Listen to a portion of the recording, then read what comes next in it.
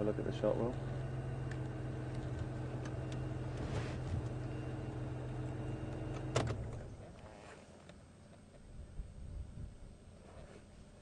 Confirm HT doing the intro. Okay, copy.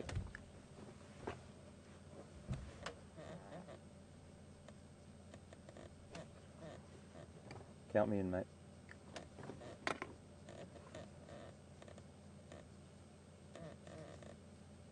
Well, folks, welcome back to Safari Live. We've just got a couple of beautiful buffalo coming right in front of us here. My name's Hayden Turner, also known as HT, and welcome to Safari Live. We're broadcasting live from Djuma and Arathusa Game Reserves here in Sabi Sands in South Africa, and this is coming to you live from the African bush.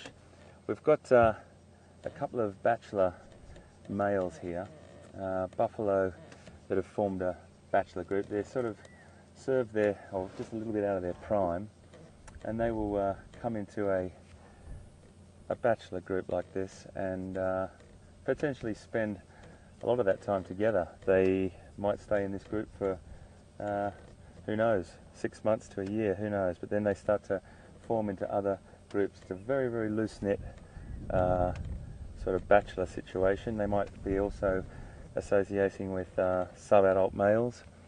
At the moment, these are 4 old bulls we've got here, and they're very, very calm. One of the things about these reserves that we're on is the animals are incredibly habituated or familiar with the vehicle, so they're not afraid of us, they're not scared, they're behaving perfectly normally, just grazing through this area. Now, this area here has been burnt in the last few weeks, and there's a fresh flush of grass that's come through, which is absolutely fantastic nutrition for these animals.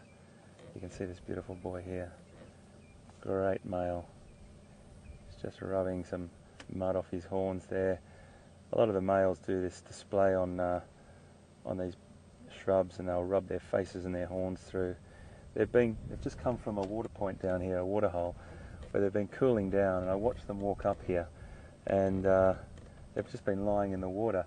It is pretty hot here today, and I think that I would be lying in the water too if it was an opportunity. They're definitely on the move now, probably to a cooler area. We're just going to stick with them for a little bit and see where they go.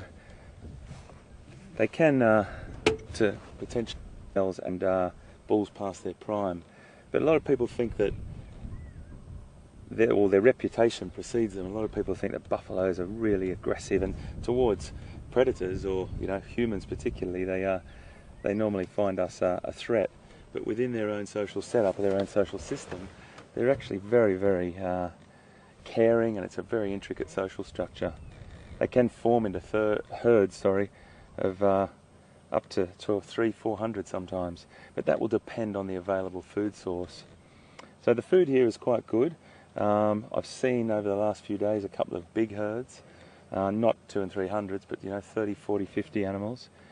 But sometimes you'll come across just these bachelor herds, and these males will probably stay like that for quite some time. In the main herd, they're one of the only non-territorial hoofed animals or herbivores we have here, and they coexist with great consideration for each other. They sort of form small clans which congregate in larger herds, and then they'll split off, and it's a pretty transient situation, but it'll be a breeding herd of related females and their offspring. They normally stay together, and they'll have a dominant bull looking over them. They'll start to mate at the end of the rains, and the calves are born a little bit earlier in the rainy season. We're just about to go into the rainy season, so if we scratch around, and when I say scratch around, I just mean sort of drive around and feel our way around the bush. And being on safari is all about that. It's about driving the vehicle around, gently looking. Sometimes we see loads, other times we don't. And that's all the joy about what's around the next corner. So what we might do is just cruise down. I think we saw a little bit of some tracks and signs down there of another herd, but we'll talk along the way and see what we can find. But thanks for coming, and great to have you on board.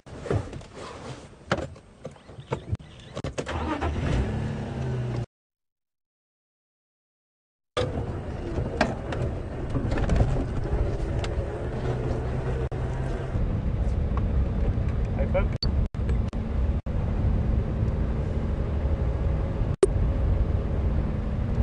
Well, good afternoon everyone, and a very warm welcome here on a beautiful afternoon in South Africa at Sabi Sands Game Reserve. And yep, thank you, Will. As I said, a very warm welcome and a big welcome here at Djuma Game Reserve in Sabi Sands. Fantastic opening up with some buffalo. Hayden headed out a little bit earlier already, further to the sort of southeastern area. I'm just going to stop here quickly and say a proper hello to you.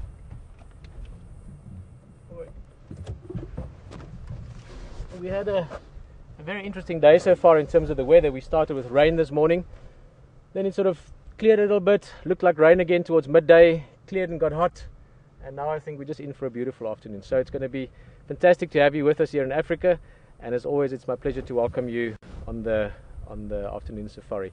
Behind the camera is Brian, in control room Will and Graham and everyone else that's helping there as well. Thanks guys for a productive day and everything we got done. And of course to all of you visiting and viewing and sharing with us from all over the world, especially one of you, maybe two of you or three of you that's sitting in Washington and sharing this with us as well. I don't want to get ahead of myself.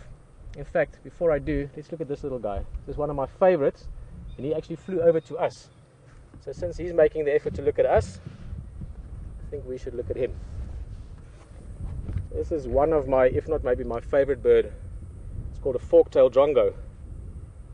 Those of you that joined us this morning, you would remember we spoke about it a bit with the mongoose and the hornbill. And the reason this drongo flew over to us is as we drove through this area, which is in his territory, he saw an opportunity.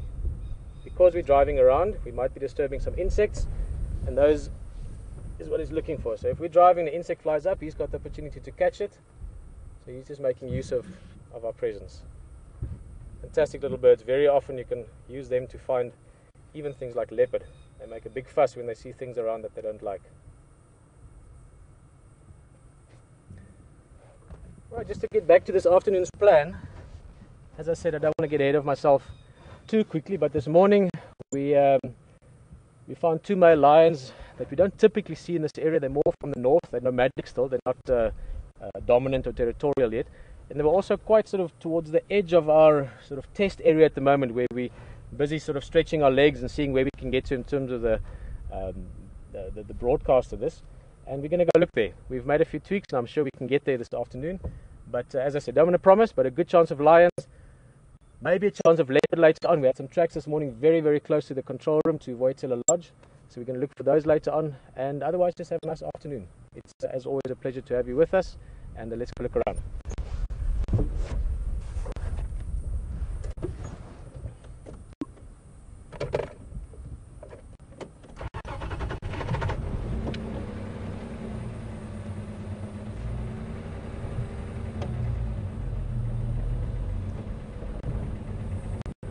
Quite a day of changes. As I said, the weather has sort of been rain to cloud to sun, back to cloud, back to sun, and now it's nice and warm. You can hear the cicadas. Those of you that are listening to all the background sounds of Africa, that sort of buzzing sound, those are cicadas. The francolin calling there just now sounded like a crested francolin. Don't expect animals to be too active yet. It was a nice cool morning, so they could be very active sort of leading into the day, longer than they might have otherwise. And then the afternoon has heated up. A lot of animals might just take it a little bit easy, and then as it cools down, what's the time now? 4 o'clock African time. It's about 10 o'clock Eastern, East Coast time. But as it starts cooling down later in the afternoon, we can expect more activity. And of course, getting towards sunset, the crepuscular time, there's a very good chance that we find some cats. I'm going to try for some lions. I know Ashley is going to look around for some leopard. And the rest of it, keep on to the ground, and keep on on the radio. Keep in mind, there's a whole network of very experienced guys that work in this area. With their guests, they're going and looking around. We're all working towards finding that magic. That might be something small, beautiful, but this is the Sabi Sands. We make often with the big things. Elephant, like we had earlier already. And then of course the cats. Leopard, lion, probably leopard being my favorite of those. We see leopard in this area like you cannot believe. So do stick around and see what happens with us. Or maybe this is your first time with us. Keep in mind, you can speak to us as well. We can have a conversation. You can ask questions on questions@wildearth.tv. You can email or tweet us on hashtag Safari Live. Please tell us where you're from. I always like to know where my guests are from, and ask something, especially if you can ask something relating to the experience, but something that you hear or something that you see. That's always fun. So enjoy it, and as always, a big pleasure to have you with us.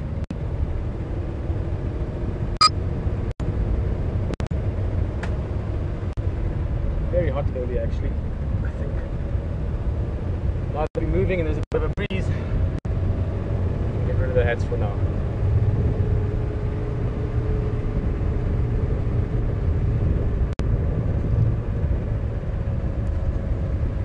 Excuse me, I'm just going to check with the game drive. Just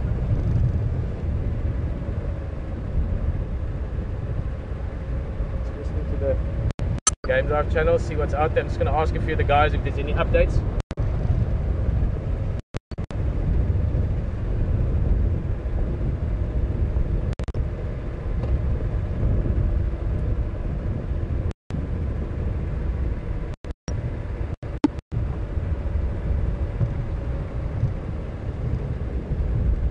Andrew again. I'm wondering for any updates for Western Gowrie Aratuza that you know of?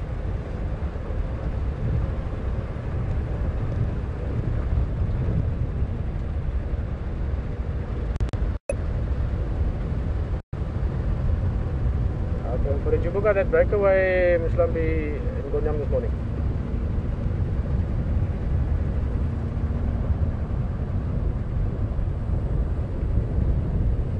Okay, thanks, bro.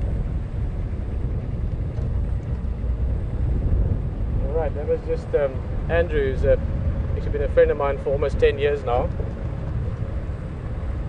He started as a tracker, he's now guiding in this area as well. And he's working much further to the east of us. We'll check with the guys on the west as well in a few minutes' time. Very important to realize that one of the key features, one of the key reasons why this is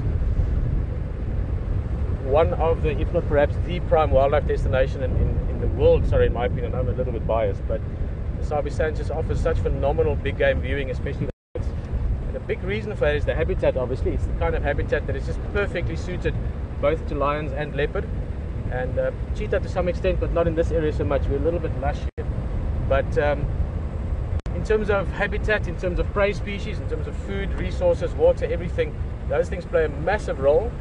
But as important for the experience we're going to have is that these animals have been exposed to ecotourism, to photographic or sort of enjoyment safaris, if you want, for a long time. This was one of the first areas in the world to start looking at this as a way of utilizing wildlife and utilizing wildlife areas. So it's for many generations now. We've got leopards here, Karula, which is one of our favorite leopards. We've known her mother very, very well since she was young, Safari, and then we knew her cubs, Karula being one of them. We've known 4 generations of Karula's cubs now, every single one of them. By name, often as young as 2 or 3 weeks when we see them the first time. And they grow up with vehicles being a part of their environment, the same as any of these trees, the same as elephants, the same as all the natural things around them. There's nothing strange about vehicles for them. It's part of their environment. So you get to see them and experience them in a not a unique way, but it's unique to experience animals that habituated. Meaning that here, the leopards could be right there, they're doing what they would have done if you weren't even there. If it's a mother and cubs, they might be playing. It's a big male busy patrolling his area. You'll see hunting, everything that's going on. And that is something that that is amazing. To see the behavior, to really experience these animals' lives is something that I've done for years now, and I can't get enough of it. It's a privilege and a pleasure for me every time. So that's what we're going for. Find these animals, and not only see them, but experience them, share space with them. The same as pretty much what you're doing with us. It's coming out here with us and not just looking at it, but sharing the experience with us. So yes, looking forward to doing that for the rest of the afternoon with you.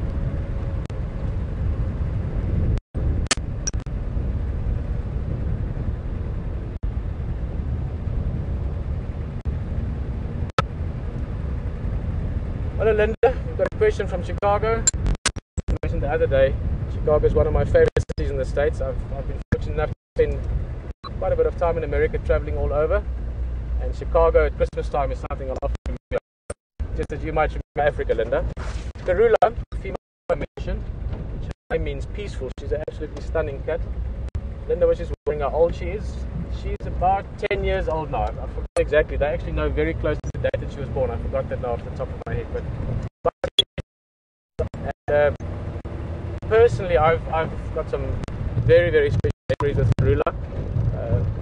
Some years ago, when I was when I came back, we experienced her raising a first litter of cubs as well as a second litter. The first litter were two females, I called Shadow and Tandi. Sorry, I still think of them, the names that we used back then, Saseka and Tizana. And they've both had cubs of their own now. In fact, this morning only they saw Shadow not too far from her to the lodge. They lost her into a thick area, but her and a cub were moving along. And the other sisters around as well. The two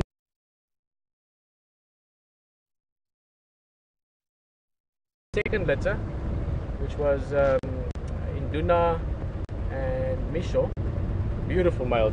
Had such amazing times with those leopards. We saw them, we came into many more dispersed once they reached maturity, 2 years, 2.5 years old. The third litter I didn't know at all, I wasn't here at the time. And the fourth litter we saw yesterday, the quarantine male and Kayuma. So Karula is a cat that both personally, and I know for many of you as well, and for all the people in this area, has provided us with many, many special moments over the years. And hopefully we'll see her as well in the next days and weeks to come.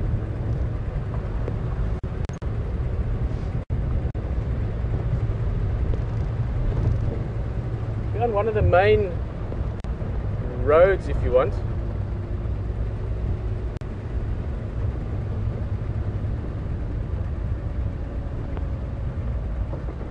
Let this vehicle pass. As I was saying, we're on one of the main roads, if you want. So this would be the like an interstate for this area. Normally the roads are quite small, which is why we might see one or two vehicles more than usual, just going from sort of the artery going into the lodge.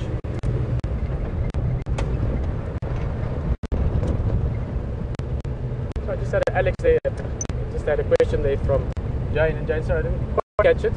I'm sure I'll get it again just now.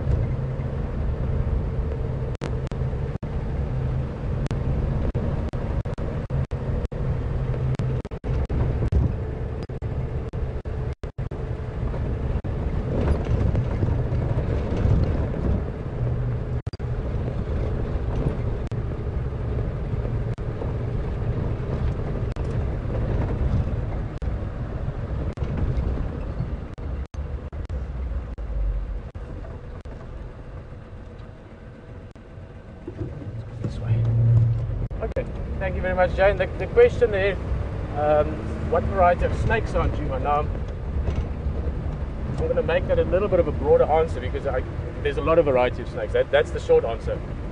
A wide variety of snakes in Juma. This area, the Lowveld, which is, we are part of the Greater Kruger National Park. So in South Africa, you've got the escarpment, the Drakensberg Mountains, which runs a very, very long part of the South African contour almost, or the southern part of Africa. That's the Highveld, above that Johannesburg and so on. And then you come down into the Lowveld, which then goes down through to the ocean. And in this area we're part of the Kruger National Park, so Sabi Sands Game Reserve, which is a private park, but ecologically it's all open, one big area with Kruger. So we're looking at about 2.5 million plus hectares, which is roughly about 6 million acres.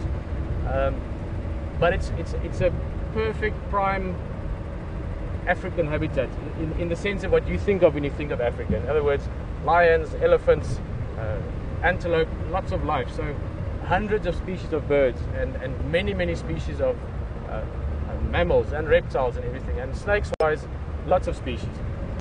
I'm going to get through this little dip. Little drainage line system. So Jane, the snake species, a variety of snakes, very, very small snakes, the little burrowing snakes and stilettos and yellow-bellied sand snakes, things like that, up to the bigger snakes, which can be in terms of the dangerous varieties, things like black mamba, which many of you know of, especially those that saw some of the kill bills.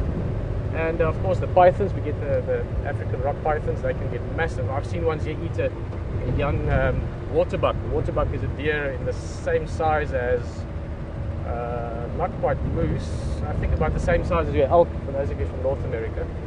Impala, they can eat adult impala. They get massive, 5-6 meters. It's about 5 or 6 yards long. And then a variety of other venomous snakes. And of course things like puff adder, which is a bit like rattlesnakes, similar. But many different snakes. Worm slung, live in trees. Spotted bush snakes we often see around camp. They sort of, almost like monkeys, they can become a little bit used to camp sometimes. But yeah, a wide variety of all kinds of animals, big and small. It's really truly a wildlife paradise in this part of the world.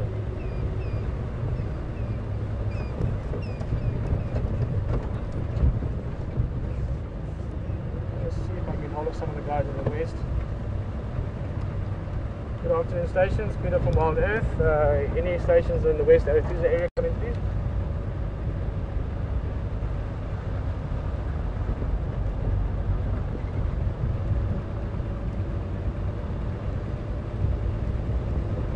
Good afternoon, how's it going?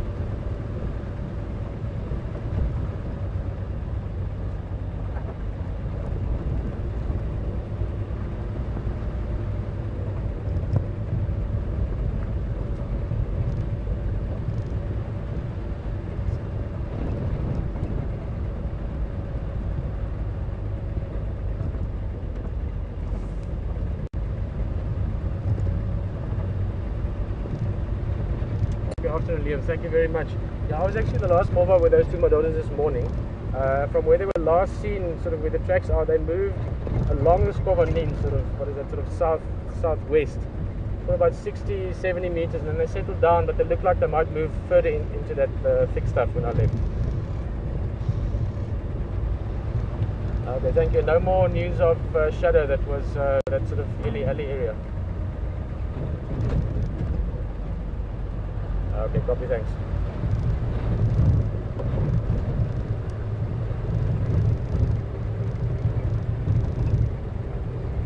Well, I'll let you in on the sort of the inside information a little bit. I was just talking to Liam there, he's one of the guides in the area. Him and Cedric, we met both of them yesterday. We had a meeting with all the guides just to meet some of them, as if we don't know yet. And they're following up on those two male lions. As I said, this morning we saw two males, young nomadic males. They're from the Manaleti area north of here, but they were moving to very thick stuff, and there's guys tracking them at the moment. So I'm not going to go in there as well. There's already two people, two guides and trackers looking for them. If they find them, we'll get the update and maybe try and get there later. We're going to look around and see if we don't maybe just find something just while sort of looking around.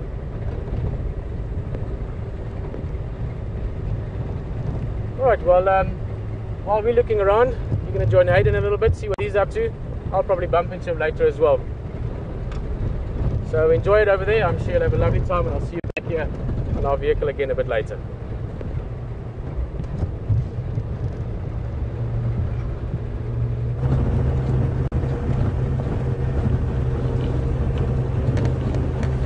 So I've just been coming along this little dry riverbed down here. It's always a good place to look in the hot part of the day. Well, it's cooling down now, but it's 25 degrees or 77 degrees Fahrenheit, and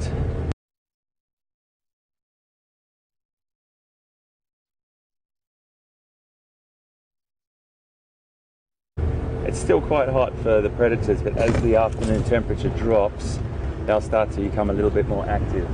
And I have a bit of a passion for leopard, so I'm always on the look for anything else as well. Liam is on the camera here, and he's another set of us, which is fantastic. We're both here, and you are as well. If we see something, and as many of you that have been watching Wild Earth for many years, and for all you regulars that have come back and gotten into the vehicle with us, welcome back.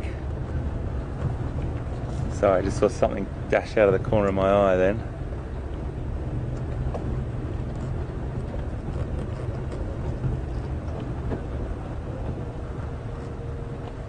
just get a little look at this. No, he's gone. We might be able to get a little look. Nope. It was a little antelope called a duiker. We'll see them again, but he's shot off back that way.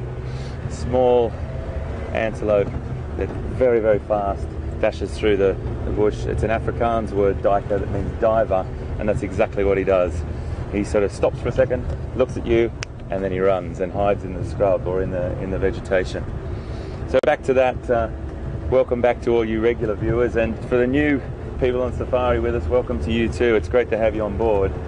And if you've never been on a safari drive before, what we do is we drive around the reserve and we traverse the areas, and at particular times of the day we know where animals will probably be congregating more than others. You can never guarantee it.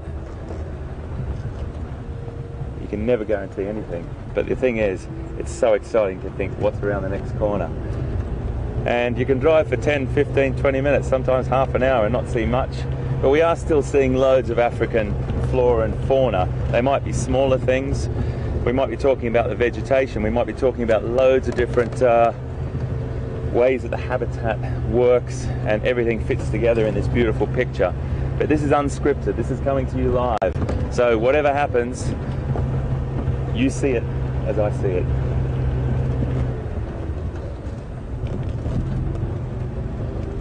We're just creeping up to the top of this hill here, and we'll take a road off to the right soon and see if we can go back down along that little creek bed. There's a lot of predators, but particularly the leopard. They love to use those riverbeds to just walk their way through and then peek their head up onto the higher ground, and they might come upon a prey animal. I've got some beautiful herd of impala up here. Now I think you've just seen some impala with Pete, but we'll just go and have a bit of a look because it's a nice size herd. And we've got them just up here on the right. Now, I'll go up nice and slow. One of the really important things when you're watching wildlife is that we will come up quite close to them, and a few of them might move away. There's also a small warthog just here on the right. If you can see, he's just looking at us. We'll talk about both species. Look, he'll run. He'll run, and he's set the impala off actually. He's a little bit more skittish because he's by himself, and he's run to probably a burrow or maybe to just a bit of cover. He'll be able to see us, but we probably won't be able to see him. So if we see some more warthog, we'll talk about them in a minute. But this is a lovely herd of impala, and all these females here. The other ones without horns, and you'll see there's a ram in the middle, and he's just the one at the back. He's going to probably run last. He's got the horns. He's just gone across now. We'll come up to them. They'll probably stay there under the shade. To me, they are the absolute epitome of perfection when it comes to an antelope. They're streamlined. They're fantastic jumpers and leapers. They can get out of very, very serious situations from predators by leaping these extreme distances and jumping very, very high, up to 10 feet in the air, or about 3 meters.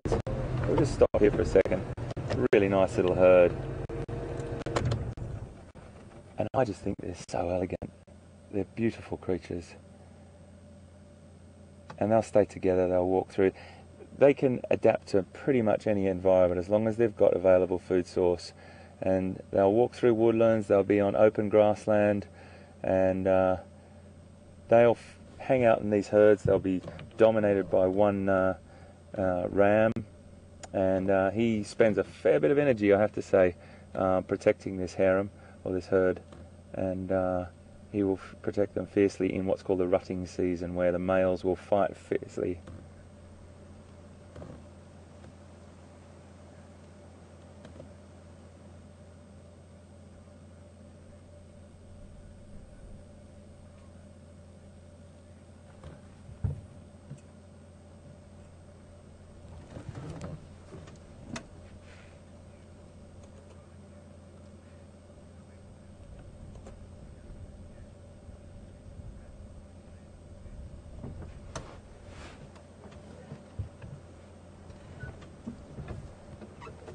Just move up a little bit here.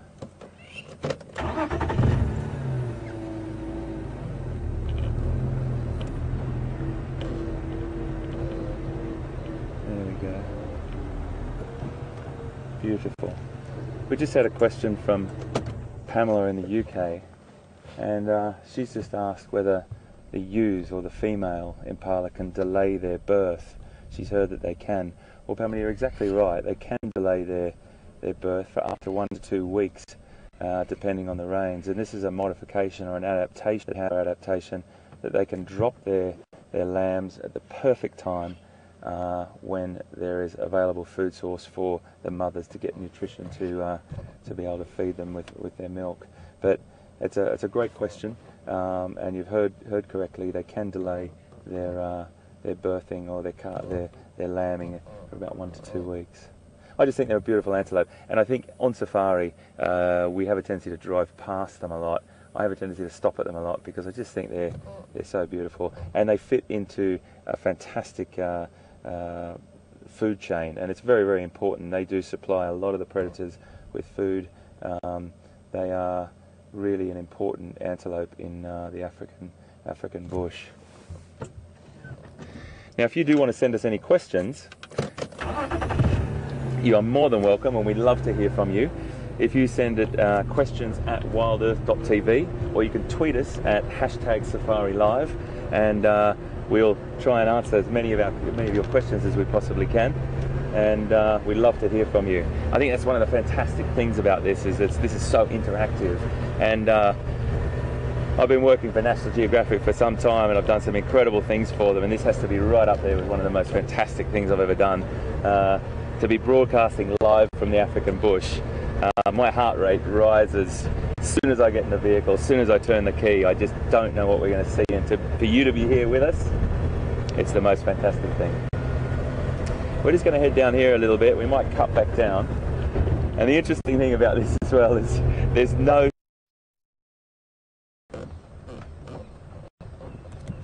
nice little there. It's got that really distinctive circle around the rump there. And waterbuck, as the name says, won't be far from water. They definitely need to be around that area.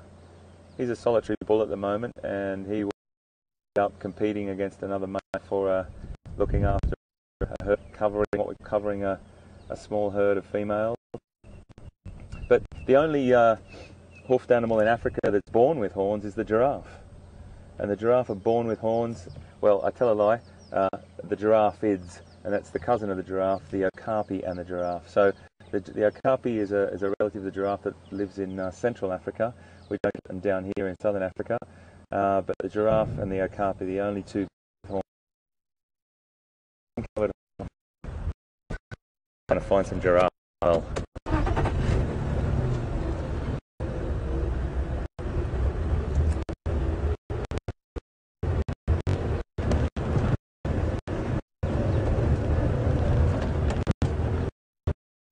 So at times it might get a little bit bumpy.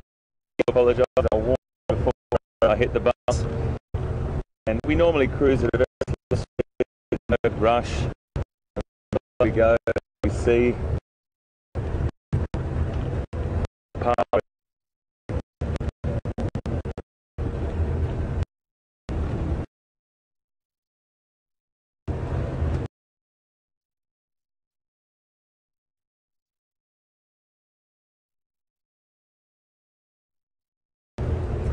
So seasons before, and the seasonal changes are upon us, the world in some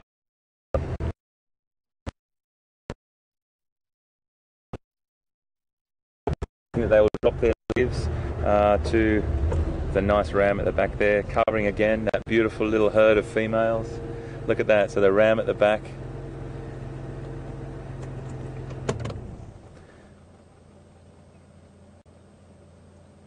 And they're just cooling down as well. They'll probably make their way to a water point down here soon, and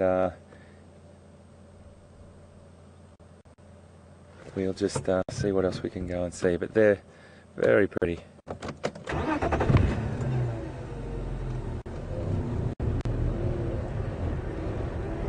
Very, very comfortable. The wildlife on these reserves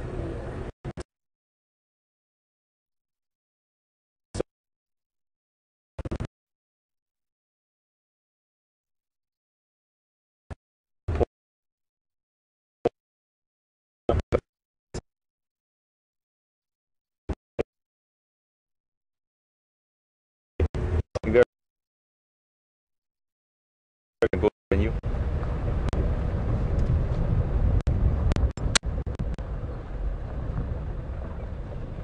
welcome back on the jigger with us. I'll explain to you what the jigger is. At the moment, it's going through a bit of a dip here. Drainage line around this area. It's love, you know, these sort of little gullies and nooks and crannies of the bush. We are actually in the area that was seen this morning with one of her cubs, or one cub. But I eventually lost into this really thick area. I mean, hard. Occasionally, with leopard, they sometimes move in sort of not the normal times of leopard behavior or the normal expected times. What I mean with that is typically leopards get active closer to sunset, but for a female with a young cub, if they want to move or cover some ground, and maybe if there's a kill that she wants to take the cub to, it's not a bad idea to do it a little bit earlier in the afternoon when most other potential threats, things like hyenas, might still be sleeping and taking it easy. So I was just hoping with a little bit of luck, maybe we bump into on the road or see a track. Could still happen, we're still in the right area.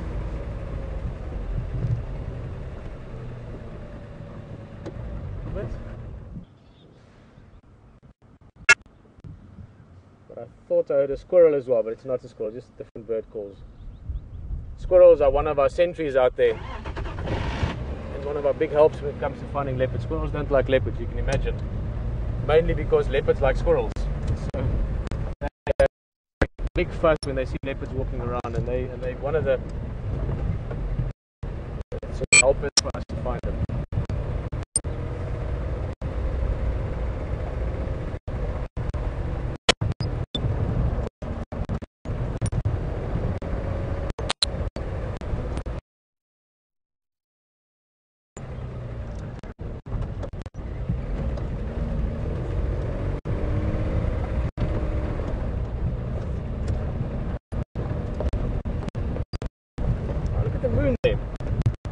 View. Going to try and make it a nice view of the dead tree in the front. We're not quite at full moon yet, but it is getting. Oh, that's nice. Look at that. Go a little bit more. Wait. There, I like that.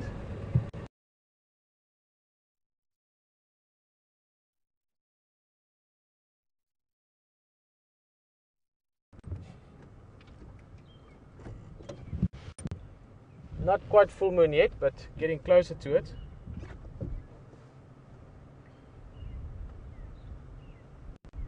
Sort of interest. Full moon, it's only up after sunset. It's also not full moon yet. In other words, your waxing moon, the one that's getting bigger, like this one at the moment, that is it's before full moon. It's getting bigger or waxing towards full. At full moon, because at full moon, obviously you've got the sun on the one side. We're sitting here as the Earth, the moon sitting up here.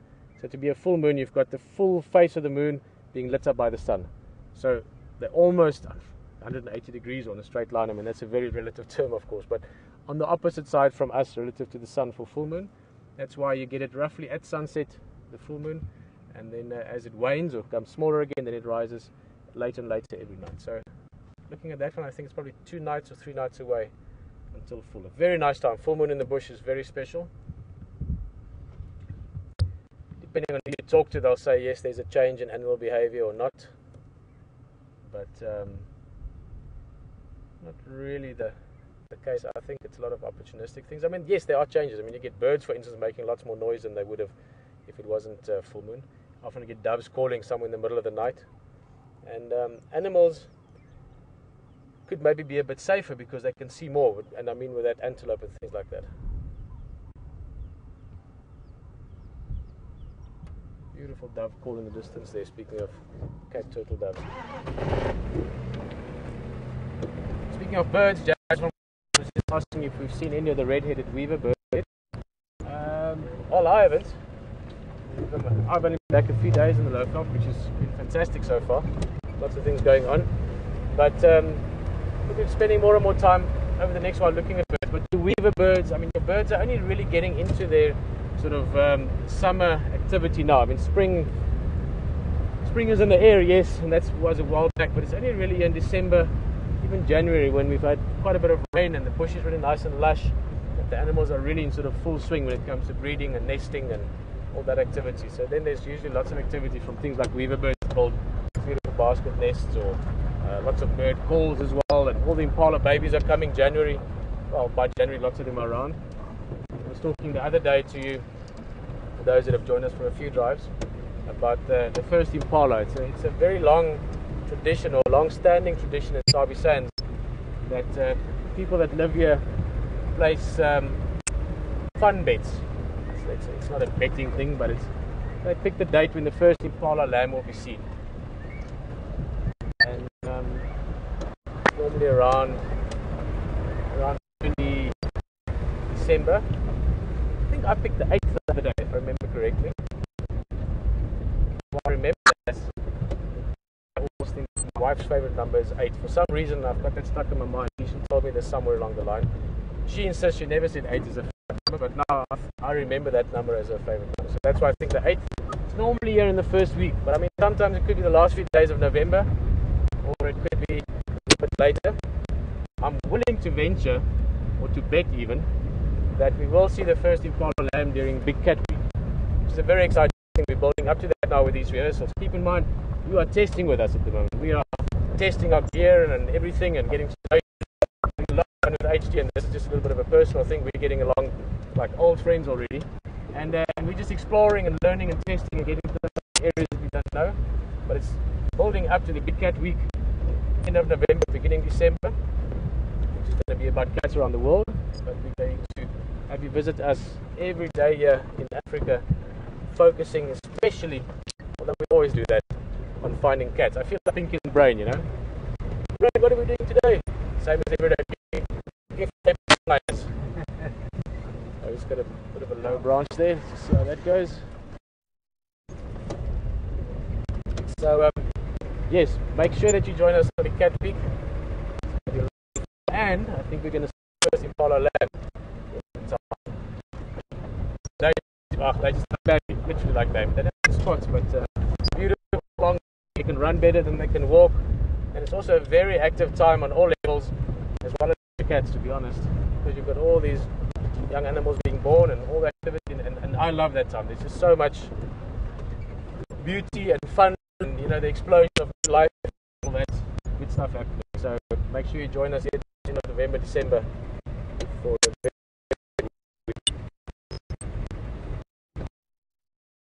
tracks of that leopard, but you never know. Again, going into drainage line. The term drainage line, it refers to little streams or little rivers. With water all the time, only after big rain. Looks at and leopards love that kind of thing. So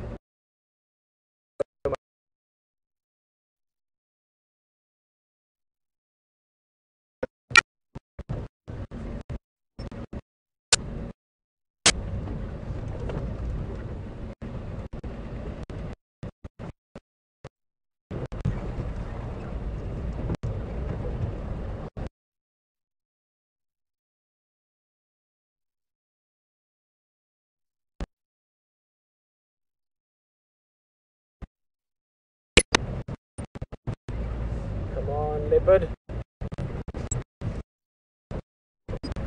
My dad this. He would often say, "Ek hoor 'n ponding loop." I think no one understood what I just did. Brian did. I did. I can hear a dappled thing walking. It doesn't translate quite as well into English, but he would often say that. You can hear something dappled moving around here. It's just like this very area feels. If I was a leopard, I'd be walking around here, so you always feel a little bit of sort of a heightening of the senses when you're driving around this kind of habitat, because things can so easily surprise you.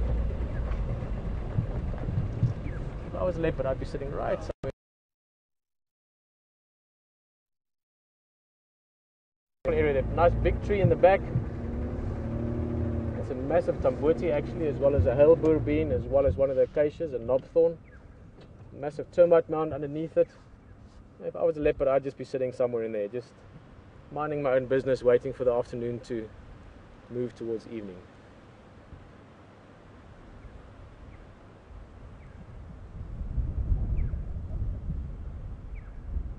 Oh, good hiding spot. I wonder if Joanna's on drive with us this afternoon. Joanna's, we've always been very aware of bird calls. I can hear a black-headed oriole calling in the distance there.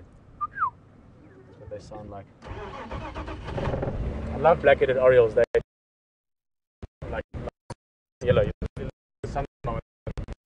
Pitch black, bright big beak. It's a bird almost like a dove size. But one of the reasons I like them, they're lovely, is all the close friends, the guys I worked with in Pilansburg and Sands and even in other areas, Madikwe, the black-headed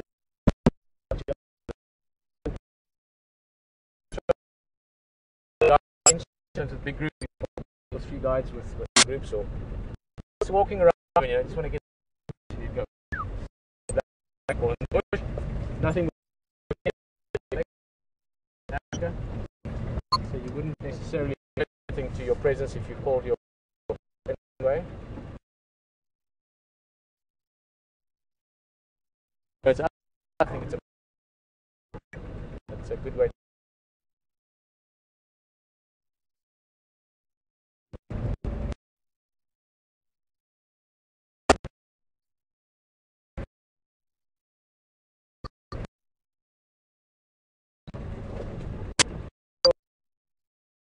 Somewhere. Yeah.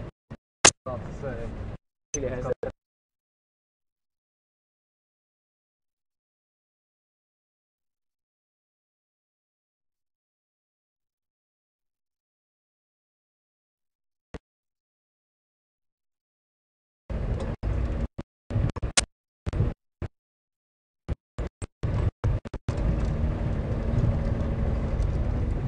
Some higher.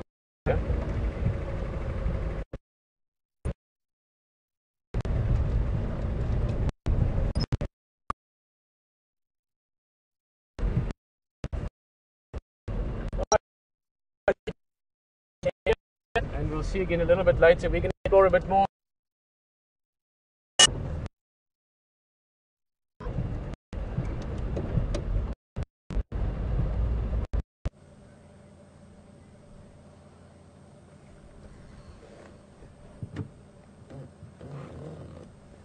If you have a look over here, we've got some beautiful Burchell zebra, or plain zebra, and they just stopped to have a bit of a look at us. There's a few more that have just walked over here. These are incredibly social creatures.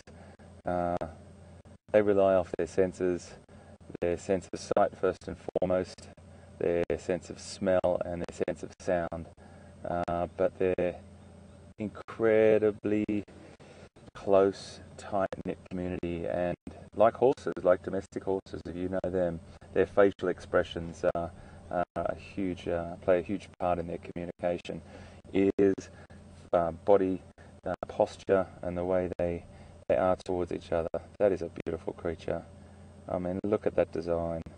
Now, there's loads of theories about why the zebra has its stripes, but one of the theories is that when they are running en masse, it's very, very difficult for a predator to sort of see what's what, legs, body, head, etc., when there's a real flash of those stripes. But I also think in this sort of terrain, if you have a look through the bushes just over here on the left, it's quite difficult to see them just over there. A little bit further around, we can just see a few tail or rumps up there.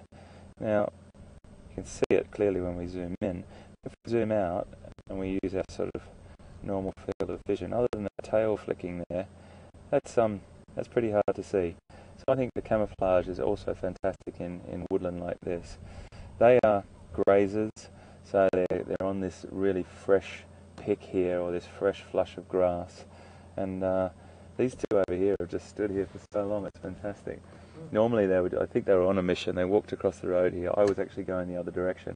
I just looked up the road and saw them crossing here. Beautiful creatures. A little bit of my background, I may have told some of you, but I used to work in a zoo years ago for the first 10 years of my animal career in the 90s, and I worked with zebra a lot. I transported zebras all over the place and cared for zebras, and it was a fantastic experience. I learnt a lot about them, and they are very, very charismatic creatures. They've all got personalities, and they really are communicative. To sit and watch a herd of zebra. Now, they do play a vital role in the ecosystem as well, and they definitely play a big part in this landscape, but they're just so striking to see. A lot of the other animals, particularly the hoofed animals or the herbivores that we see, you know, they're variations of shades of browns and earthy colours. This is a striking horse, really. It's in that family, and it is just an absolutely amazing creature. Muscular, hugely muscular, and a stallion will look after the herd. He will cover the herd, and he will fight fiercely for dominance over that herd, and that can be quite difficult to watch at times. They drop to their knees and sometimes become quite aggressive, biting and kicking. But they're about to head off, so we might head off as well. I'm going to head back down to an area that, look, the temperature now is perfect. For me, I always get that feeling of just when the sun's coming off. There's a bit of cloud cover now. The temperature's definitely dropped below 25 degrees, what I gave you before. And I feel it's the time that the predators will probably start to be stirring. I like to think that in my head. I like to throw the luck out there and see what we can find. So let's head back down that way. I'll just do a turnaround, and we'll creep along a dry riverbed and see what we can find. You keep your eyes out, okay?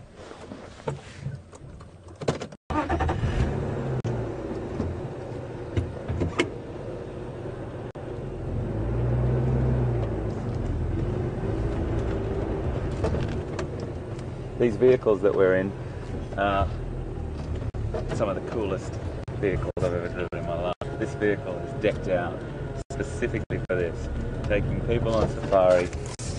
We've got a load of gear on this to broadcast to you live, and it just feels like, I don't know, it feels like a big toy. It's beautiful.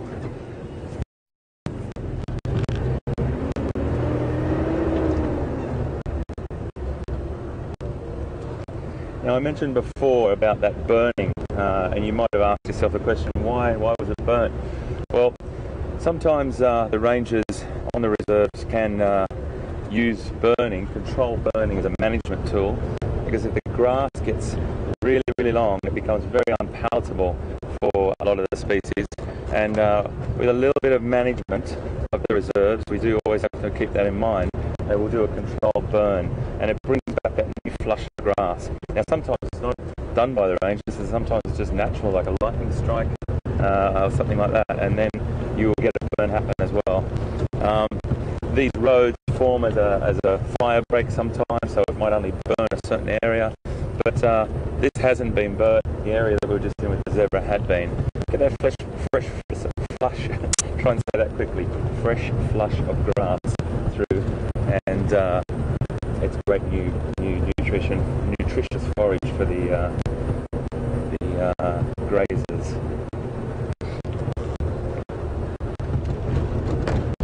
So to just give a bit of information to you, sorry about being a bit bumpy here, there's a really sweet smell around at the moment. As the temperature starts to drop and the air starts to get a little bit cooler, you get this sweet smell of the grass and the vegetation wash over you, and it's a really quintessential African smell. It really is lovely.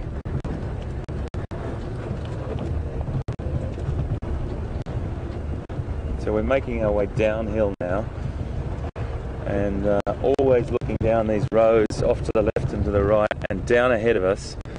Always keep your eye out, because you will find a lot of animals that actually do like to use the roads to travel on. Elephant particularly. I mean, why wouldn't you? You know, elephants are smart. All animals are smart. A lot of the predators will use these roads. It's easier underfoot, elephants will, and it just depends on the species. But if it's normally the easiest possible route to water or wherever they're trying to go. A leopard might be marking out his territory, or a pride of lions might be as well. So they may use these roads to walk along. So it's always good to look off in the distance. You might see an animal walk across or walking along. You never know. And I also like to look down the dry creek beds because, as I said, remember, you do get leopard walking through them. And yeah, leopard are pretty special, as is everything else.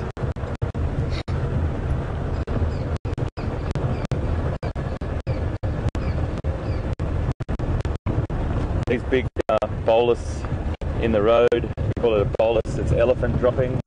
So we know the elephant, and there's also droppings of buffalo, and you'll be able to tell how old they are and if the animals have been through here. So what we do is we try and read the bush newspaper, I suppose, and you'll be able to tell that's yesterday's copy or that's a week ago's copy of the newspaper, depending on what tracks and signs are there. If we see really fresh and we see fresh tracks, we'll know that either there's an animal ahead of us. We'll look at the tracks, or it might have been going the other way, and then we'll make a decision on what to do.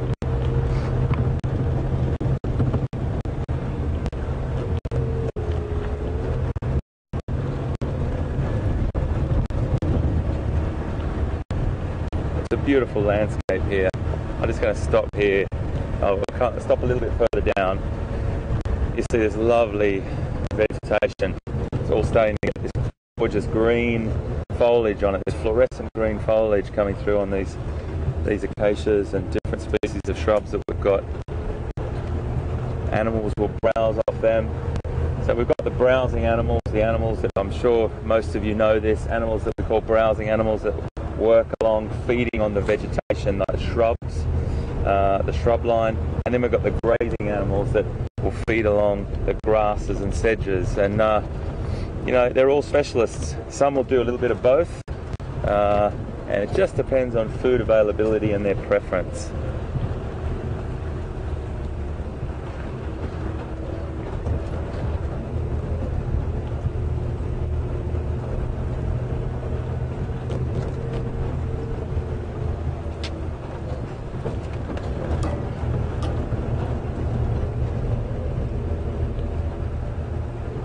Always looking from side to side. Animals have extraordinary camouflage, and you have to really take your time to look.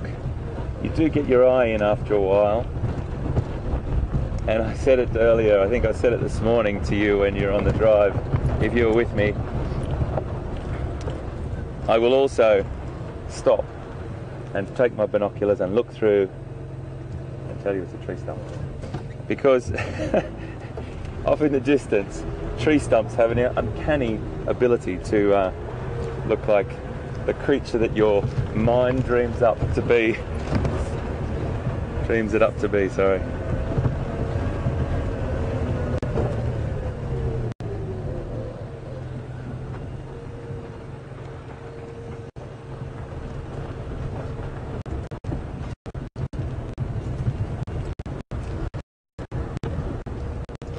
And we're right down in this little sort of what we call a drainage line, or it's more or less a dry riverbed or a little area that water would flow down in the wet. So we refer to them as drainage lines. And here we go. We're going to come across one here that you'll get a really good look at. It's dry at the moment, but as soon as the rains come, the water will be flowing down here.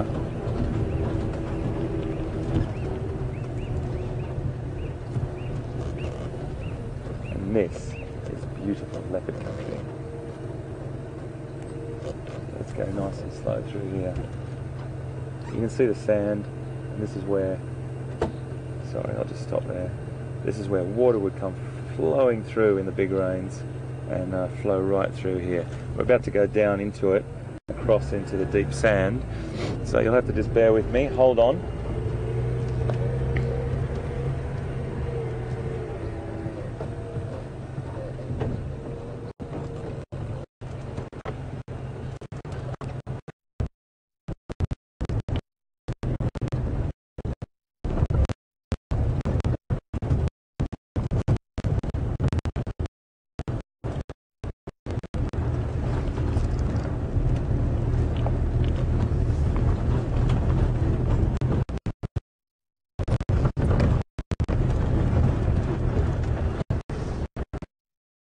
down and have a look at this other water point down here and see if we can see anything. But this time of the afternoon, we might get a few different species coming down to drink.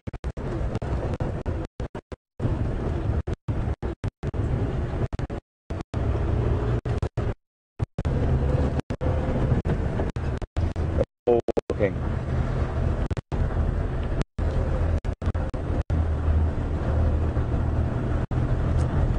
So we've got an amazing team of people here working to bring you this live, and they're a great bunch of people, and they're delivering this platform. I just love it. I just love the excitement of this. We don't know what's around the next corner. You're with us on the vehicle. This is proper safari, and it's a great privilege to be here.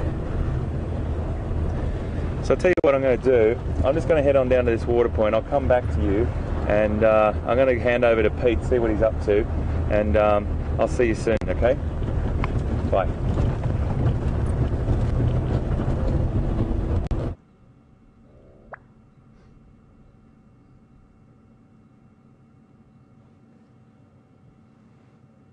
Guys, welcome back in the vehicle with us. We were just driving along, slowly making our way back towards sort of the Voitella area. We came across this very special view of a bird that you don't see that often, and it just called just before he joined us. I'm hoping it's going to do so again. They've got a very special call, and very lucky to see it this close, apart from such a lovely view as well, right on top of a termite mound. Anyone want to guess what bird this is? It's not a bird you see that often, and certainly not that often in such a beautiful manner as we're looking at it at the moment.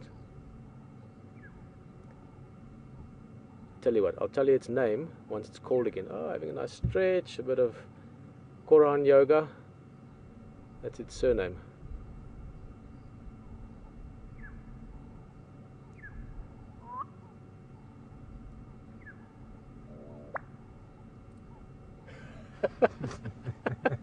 I just love that call. It's just, I don't know, it's one of the really funny bird calls for me. But beautiful to watch, and not funny haha, funny, well, funny haha too, but funny, entertaining.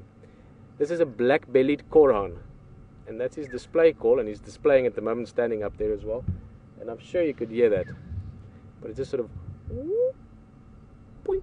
I can mimic a lot of bird calls, but not this one. It's a little water drop at the end, but it's just such a visual call as well. You know, to watch it, I love that, and I'm sure we're going to see another one. So we're going to sit here a little bit while he scratches his head.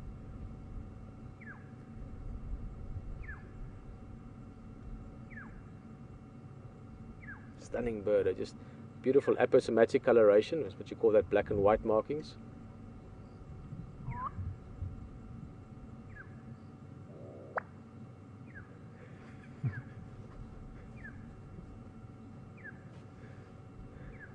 Another beautiful call.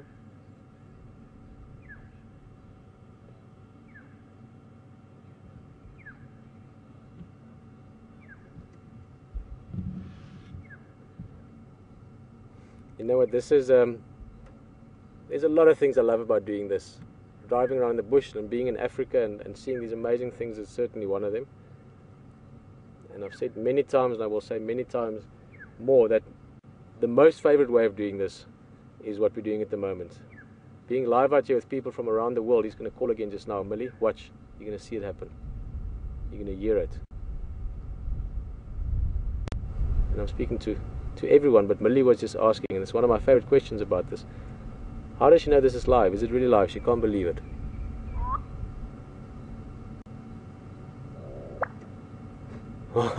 Millie, that's the third time this bird is called now since we've sat here, and the first time since she asked the question. And there he goes. Off goes the black-bellied koran. We're going to move along. And I know that Millie now knows that is live. And for those of you that were wondering what's going on, where is this, what is this, maybe just live on safari here with Wild Earth in the Sabi Sands, South Africa. And we're looking around for whatever we can find. It is one of the prime wildlife destinations in the world. And we're looking for leopard and lion, many other things, elephant and all the small things, black-bellied korans. I could hear a beautiful black-headed oriole calling. We're going to just relax a little bit, talk a little bit. If you have some other questions, maybe you're wondering something about what we were just looking at, feel free to fire off another one. if anyone else has something to ask or something to mention, maybe you just want to say hello or let us know that you're enjoying this or not enjoying this. No, I don't really know how you can not enjoy this. This is one of the best things in the world to do, in my opinion. A bit biased maybe, yeah. I can hear lots of people going, mine too. Come on guys, let's annoy all of them in the control with emails. How many people of you think this is a great thing to do? How many people like being on safari in Africa live? Let us know via Twitter on hashtag Safari Live or send it to questions@wildearth.tv. I would like thousands of mails and Will has to read all of them because he doesn't have much to do. You know? He's got tons to do.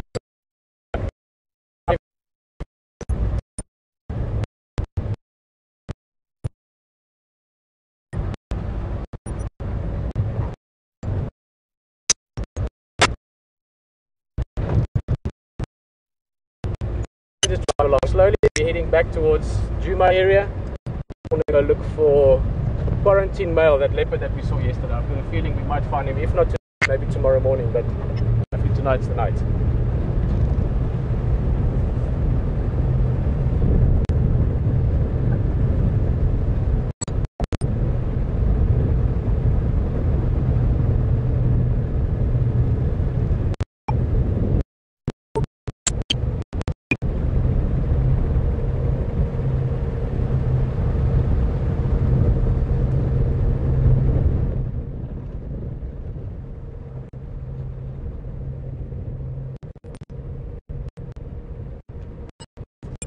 Sun's getting nice and low now, a bit windy, you're probably hearing it.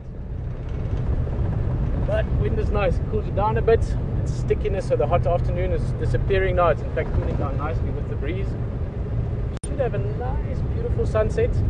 See, let's have a look that way a little bit. The sun might also disappear behind the clouds, but we've got some lovely cloud formations in that direction.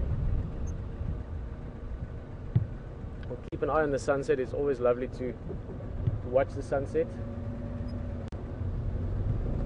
Makes you long for places you've never been and think of people you've never met. You're standing in the bush, the sun is dipping away and the night is approaching. All the sounds are changing. It's a very, very magical time.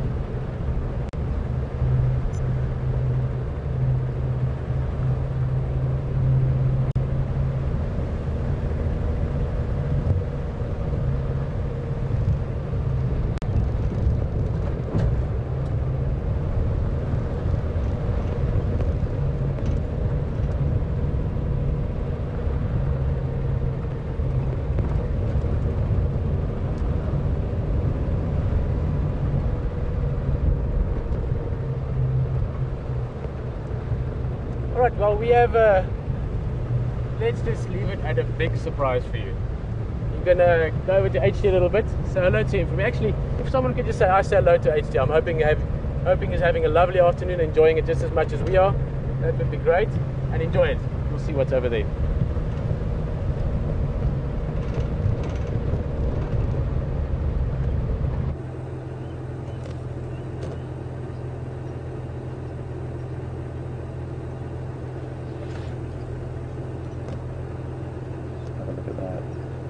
Sometimes your luck is with you. I've just come down to this water point here just for a try. Before I left you, I just said, well, just try this water point, and sure enough, oh, I love this place. We've got elephants drinking. So I just wanted to go down nice and slowly. It's a breeding herd. Now, a breeding herd consists of adult females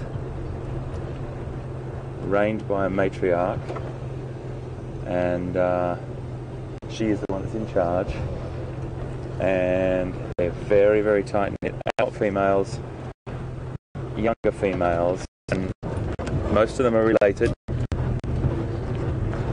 and this will be a spectacular, oh my goodness.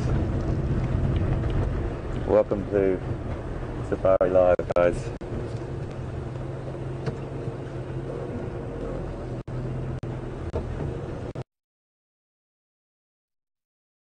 Will, our operations director, he's an incredible, knowledgeable guy on leopards, and he's told me about the spot just down here, and I sort of scratch around and have a little bit of a look. We'll see what we can find down here. You just never know.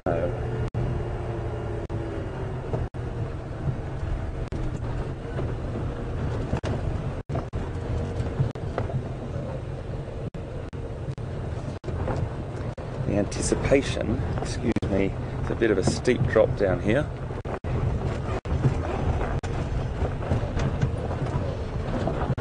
But my big toy truck here will get us there.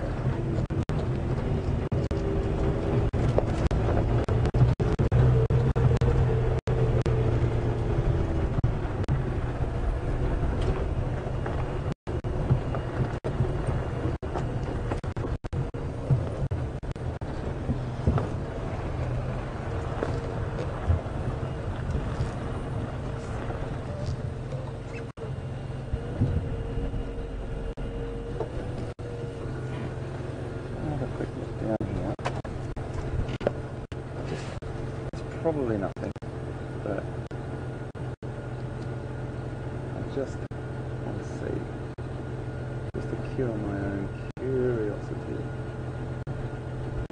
Ah yes. Folks, it's a tree stump. You never know. You've got to check, you have to check, you have to stop and check. It was a tree stump. Binoculars, one of the key parts of your safari. I've got the binoculars. If you want to borrow them, please feel free.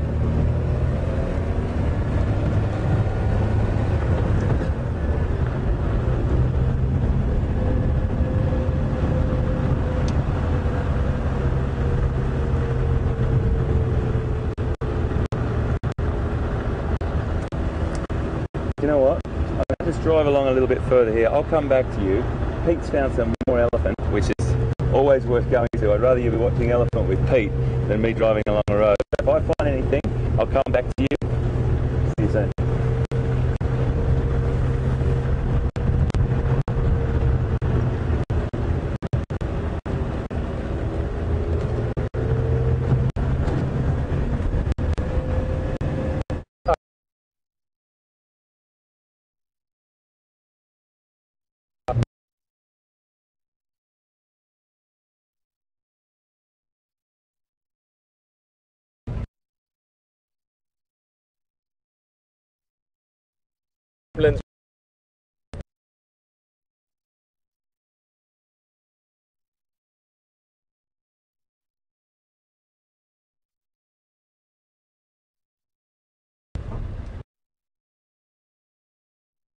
Of Ellie's here, there was a big bull.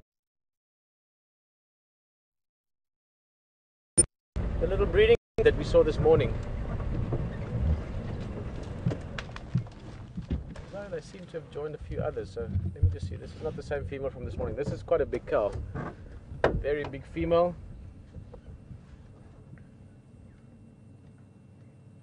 And this is the classic example of a female elephant in terms of the head shape. One of the things they say to recognize male and female is the shape of the head. She's a little bit in the bushes there now. But they've got a much squarer sort of head in front of the head. The females, the bulls, have got generally bigger heads and much more sort of rounded, much fuller head, much bigger skull. Also for the bulls, obviously, they do quite a bit of head bashing and fighting later on, especially when they get sort of in their late 30s, 40s.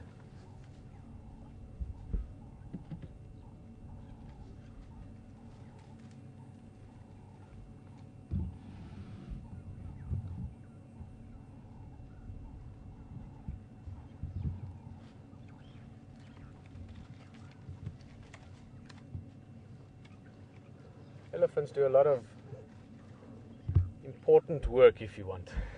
It's not really work, but in the process of feeding and the niche they occupy, they can damage. It's not really the right word for me, and people always think of damage as something that is negative, but they break a lot of vegetation, and it's very important. Without elephants, areas like this would get so lush and so overgrown over time that it would get very difficult for other animals that might be needing to get into other types of habitats to utilize the area. So it's a very important role. What she's doing at the moment, she's eating the top leaves and branches of a knobthorn or an acacia tree. If you look here down, it's a little bit of other brush, and there's a guarri bush in front. And there she's eating, but if you look down towards the left, you see, so the tree was pushed over. There she's eating the leaves. Here's the trunk of the tree, and there she broke the tree. So she actually just pushed it over to get at the top of the leaves. Now that tree being pushed over, well, it's only half over, but eventually it'll be all the way over, creates a whole little new micro environment, if you want. There's a bit of what we call a donga, or eroded area just below it. So when those branches get down to the ground, they will help to catch and trap little bits of grass and leaves and things that wash down it, and help to recover that area. It'll provide new homes for little birds and mice and insects that might be wanting some shelter on the ground. It also provides new light, so other trees that were growing around it, or some of the grass below, will now get more light than before and be more successful again. So it is a very natural, normal aspect of nature, an important part of nature, that you have your big herbivores like this that actually impact the environment. And in the bigger scheme of things, often in a good way. People tend to think that impact is always negative. Keep in mind that impact is often much stronger now, because there's so little space left for animals this big. So to call an elephant something negative because they have that kind of impact in their surroundings would be a little bit the pot calling the kettle black, because we as humans, I don't think I need to finish that sentence, but we as humans have got a massive impact on the environment. So much so that things like elephants now struggle for space sometimes. So that's why it's such a pleasure to be in an area like this, where there's a vast landscape. It's always been, to some extent or another, available to big animals.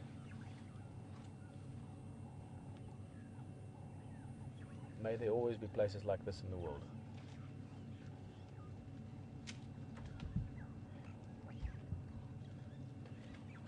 Quite sure the other members of the herd have moved sort of further back in there. I'm going to move on a little bit. I know we like elephants, but we're not going to see too much of her head. Her head is in the bush, and the little one is further back. I'll see if we can get a look at the little one. We all like little animals, especially little elephants. But as I said, hold on.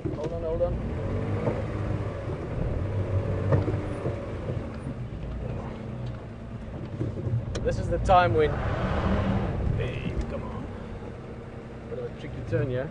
This is the time when your sort of shifts can change in the bush. You know, this is when the diurnal animal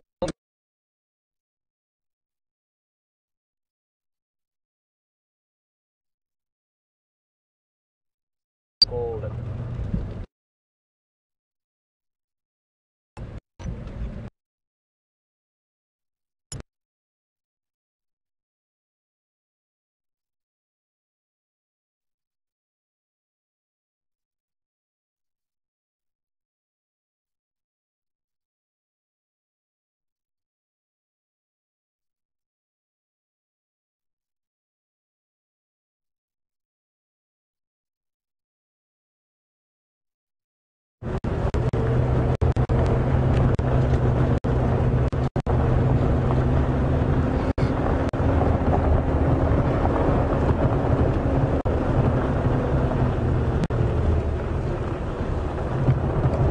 Count me in.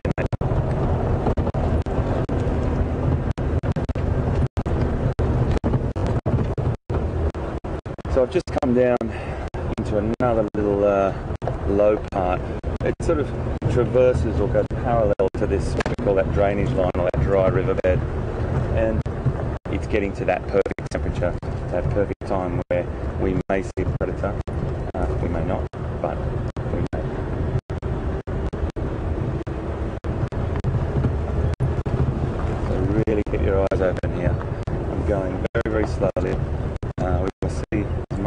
closer we can. So please bear with me. The speed is just creeping along. It's all about keeping your eyes open. And the leopard, their camouflage is just so perfect. It's difficult to see sometimes. You've really got to have your eye in for them.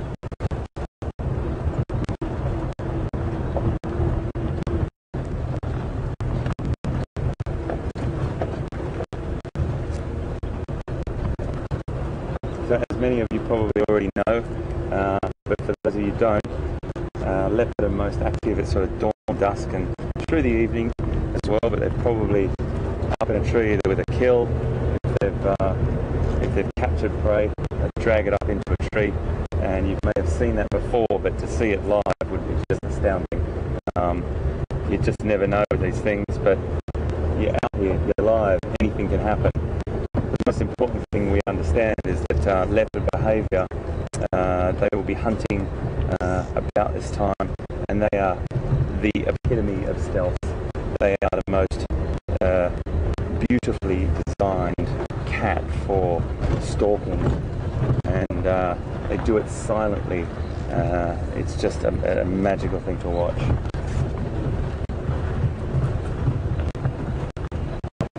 Do you get the feeling they're my favourite cat? Yeah, well, you're right. I love them all. I love all of the cats. I love everything, but leopard are just something special.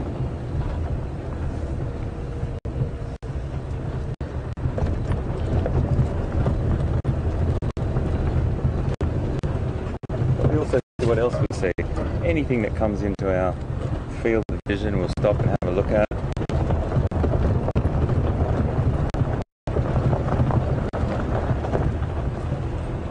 Oh, so beautiful out here. Got a beautiful, I think it's nearly, oops, sorry about that one. Got nearly a full moon up there. We'll have a look at that later on when it gets a little bit darker. I do have a spotlight as well. Now, with the spotlight, we also have a bit of contact with that. We never find it in the animal's eye directly. Just put a little wire of the animal beside it or something so you can see it. We don't put any of the animal's eyes intentionally, and we would always make sure that we just had it off to the side so you could see them.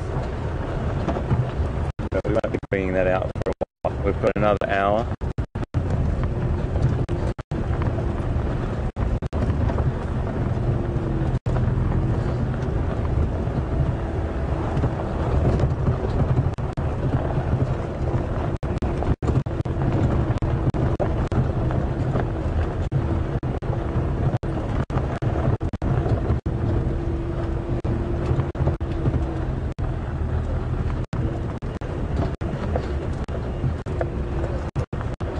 So for those of you who I've never met before, as you can hear, my accent's not South African, and it's Australian with a bit of African twang and a bit of English twang. I don't really know what my accent is anymore, but you probably recognise it's Australian.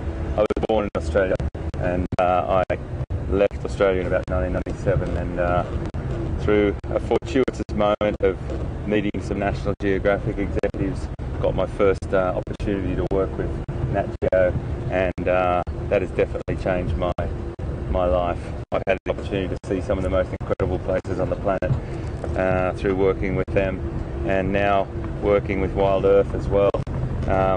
This is just a dream come true for me. You know, Australia's a beautiful place and I love it. I'll always love it. But I've just got a very, very deep-rooted African vein flowing through me as well.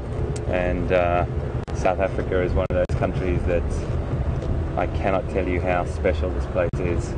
The reserves that we're on, some of the most bountiful in South Africa, and some of the guides that we will bump into other guides through our drives, and if we do, we normally stop and say hi to them, and they share information with each other. What am I going to do here? Well, I might just go back and down there and head down along that river a little bit more. We'll come across an open plains area. I'll come back to the ranges in a second. We'll just keep sort of scanning over this area down here and see.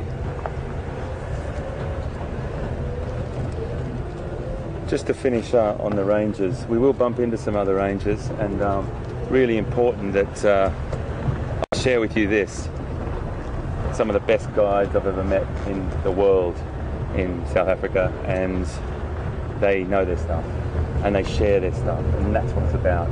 We're at an age now where we're not messing about, you know, pretending to be big stuff. All we want to do is share wonderful experiences with you, and all they want to do is share with each other. We help each other, we tell each other stories, or we tell each other what we call wildlife intelligence, really. And it's really about making sure that we all get opportunities in this beautiful location to bring the best to you live. So I'm just going to creep along here and have a bit of a look. We've got some impala over here, which we have seen already on this game drive, so please don't think I'm driving past them like I said and telling you that I don't care about them anymore, because I really do. But I want to get down in this last hour to have a look for leopard. I'm going to pass you back to Pete. I think he's onto something, and I'll come back to you just now.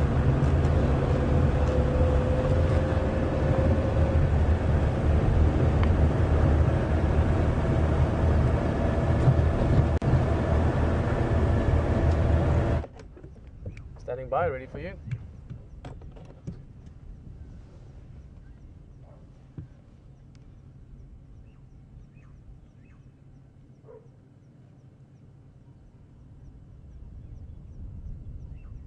Well, good afternoon again.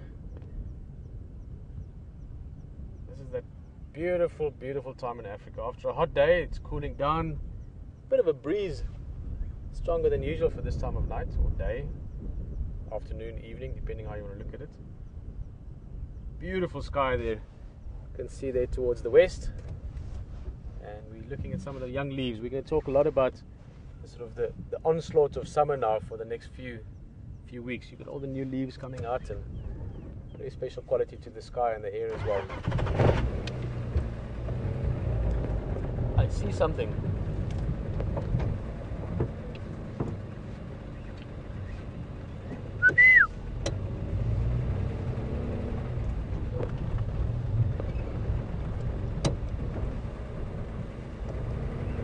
There we go. I'm going to catch up with H a little bit. Hey, gotta love these cars we're getting to drive, huh? Any of you guys that like driving, or anyone that has a little boy left inside them, which I'm sure it's many of us, you have to have a little boy inside you to love Africa. We're having lots of fun out here. How are you, mate? Hey, how's it going? Good to see you, mate. Good, man. Hey. And nice afternoon, huh? Oh, beautiful. Yeah. How was it? Very good. We went to Arethusa's side a little bit, looked Yeah. for Shadow. She was around that area earlier, but didn't get anything. Yeah. And I just want to chat to you actually, because I've been up and down here a few times, but this morning when we came in after the rain, I saw a few leopard tracks, not many, Yeah. but just here, not far from camp. Yeah. And so I'm just sort of hoping that, Yeah. you know, it's quarantine. I presume it's his tracks. So, and I didn't find any tracks. I looked around again. So my feeling is that he's probably somewhere in that thicket, that side of quarantine. We just came from that area, but we didn't do it extensively. I was just going to pop back down here. Maybe you should go down and have a little look down there. Yeah, I'm going to just do a little. It's a lovely area. We're just talking about the Yeah. sunset, and you know, it's, Oh, absolutely. you know, this is the time. It's one of the things it's as good as seeing a leopard, just being out at this time of the day. So, Absolutely yeah. magic, mate. Absolutely So yeah, we magic. can just. I just heard something now, and it wasn't what I thought it was, but I Yeah. thought it was an impala bark. So I'd heard of impala. You must have seen them just now. Yeah. I'm just hoping on they the help side. us. They can maybe start giving a little. Go and have a a little- squeeze down there. We saw That's some. what impala do. If they do that, then we we like a dog Yeah. on a scent. You know, we're going to look for it. How good is this, mate? Though. Stunning. Live. It just feels so fantastic, doesn't it? Yeah, no, it does. Pete told me a while back, he said, you wait until you feel what it feels like to be broadcasting this live. You know, you've got so many people with you in the back of your vehicle, and I tell you, as soon as we went out on our first drive the other day, the feeling is just fantastic, mate. It really is. You told me exactly as it was, and it is. And we just saw that beautiful herd of breeding herd of ellies down. We saw them a little bit as well, but then they went into the dip there. So they went down to the water and all had a drink, and then a juvenile male came up and did a bit of a vocalization, and then they moved off, and we gave them space. The matriarch was the one with the tear in her left ear. Yes. Yeah. And she sort of gave us a little bit of a, hey, you back off a little bit, because she was stuck between the bull and us. So I just moved on a little bit, and she was absolutely fine, walked off with her herd. And then just down off the dam wall was this beautiful young bull, probably about 20, 25 years old. Yeah. And just browsed and fed, gave us a little bit of, posturing, and he stayed. But it was just great. It's just great. And we had a really lovely encounter. But anyway, mate, I'll let you get back to it. But I think we should stick around just a little bit. I saw Ryan as well just now from Arituza. He's going down to those ellies. Okay. But yeah, it's 50-50 as always. Of course it is. Well, we'll give you a yell as well. I've got a feeling somewhere along there. I mean, he's not called quarantine male for no reason. Yeah, so absolutely. Yeah. Well, you're with the right man here. We'll see how we go. If we find anything, we'll give you a yell. Yeah. Okay, bud. See you in a bit.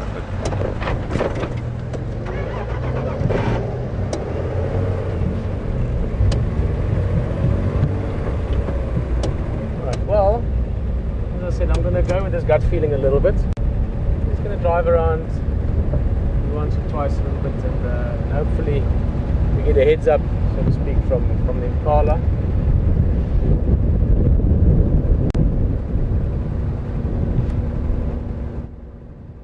Plus, what a view.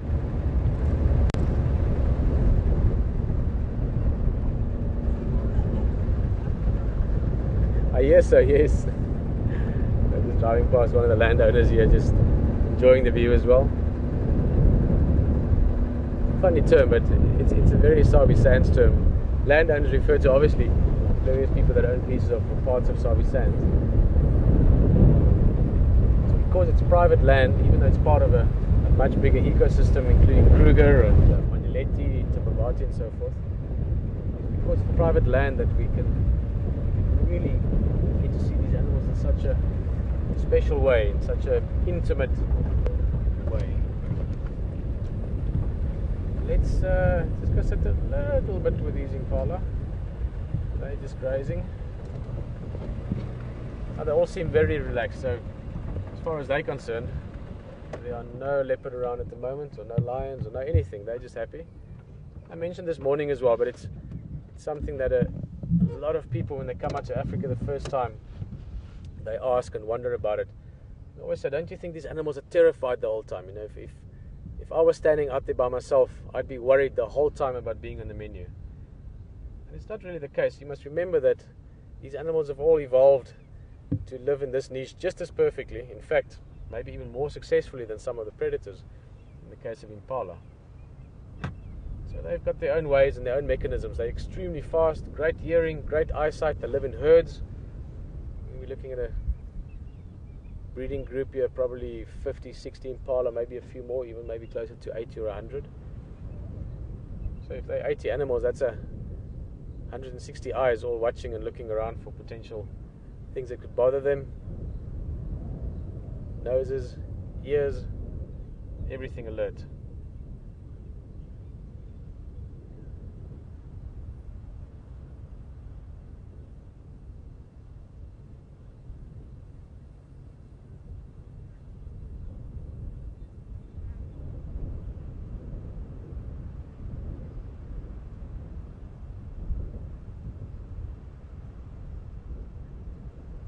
Strange wind that's blowing. Sort of a northerly wind. I wonder what the weather's going to do tomorrow. So as far as these Impala go, they relax, nothing bothering them. And sorry, I was just listening to a question there, but they're happy. You can see that. Not concerned about anything. This is a perfect area for them to spend the night in as well. It's quite open. But there's also a bit of brush in the background. Impala actually quite comfortable either way. They're not specific, like for instance wildebeest that really like the open areas, or zebra, or as opposed to kudus or bushbuck that really like the thick areas.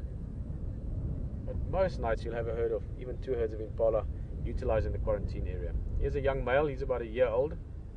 Remember I mentioned earlier that we will soon start seeing the first lambs, probably in the next 3 or 4 weeks from now. So this one was born just under a year ago. He'd be 11 months old, a little bit, maybe a little bit more. Oh yeah, and you can see that because of the horns. Not all the animals have males and females horns. If you think of things like wildebeest, hartebeest, springbuck, most of your sort of plains game, you tend to have males and females with horns. Hey, bit of energy there. A lot of animals like impala, kudu, nyala, bushbuck and so forth, only the males carry horns, normally so that they can compete with other males for access to females. A little bit as a defense mechanism as well, but the value really is just to be able to compete, and in being able to compete, obviously have access to females and pass on their individual genetics or their individual genes.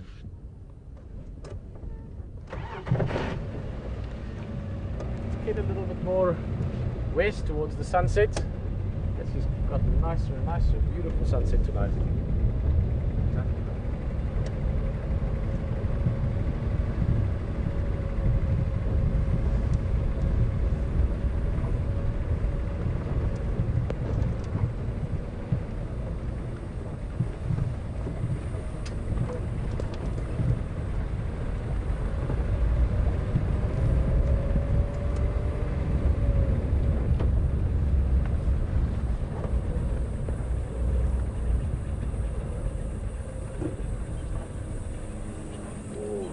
Too quick for you there. Just playing in the moon.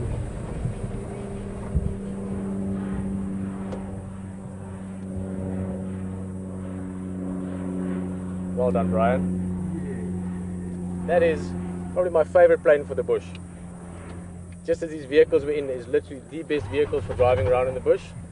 That's probably the best plane. It's called a caravan. I'm not sure where the name comes from, but I'm guessing like the caravans to find in the desert, you know, the old days of the camel trains, because they were so tough. Caravan, brilliant planes. They can fly almost anywhere. They land them in Namibia, they land them on beaches on the Skeleton Coast, in the desert, just on planes and places. They very versatile. That's something to a lot. So sort of like we are enjoying the African bush. And look at that sunset. So Brian's busy putting on a jacket, so I'm getting all these hands and his sleeves. It's getting a little bit cooler, which is fantastic. West. It keeps growing and changing.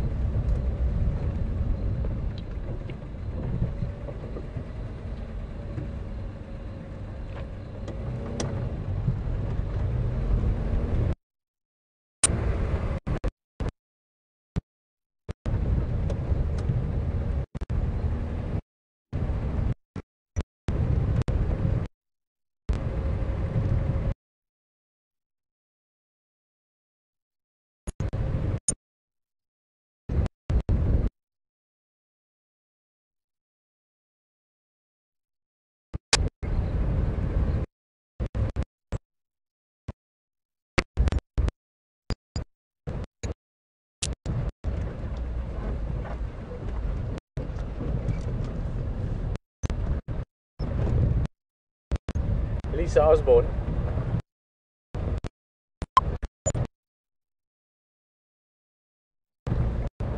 Might be the noise.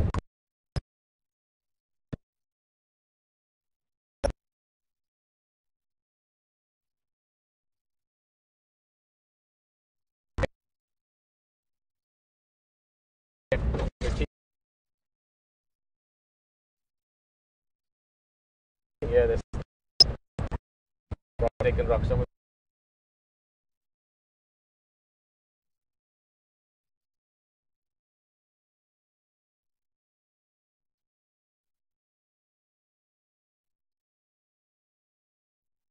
It's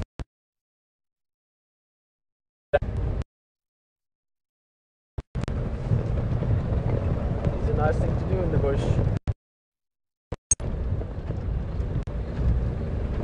So at the same time, enjoy.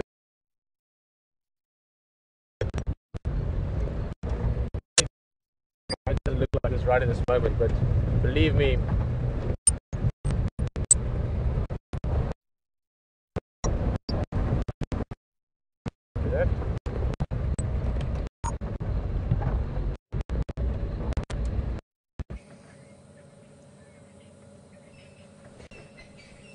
Well, the sun is setting, and that means that the cloak of darkness is upon us.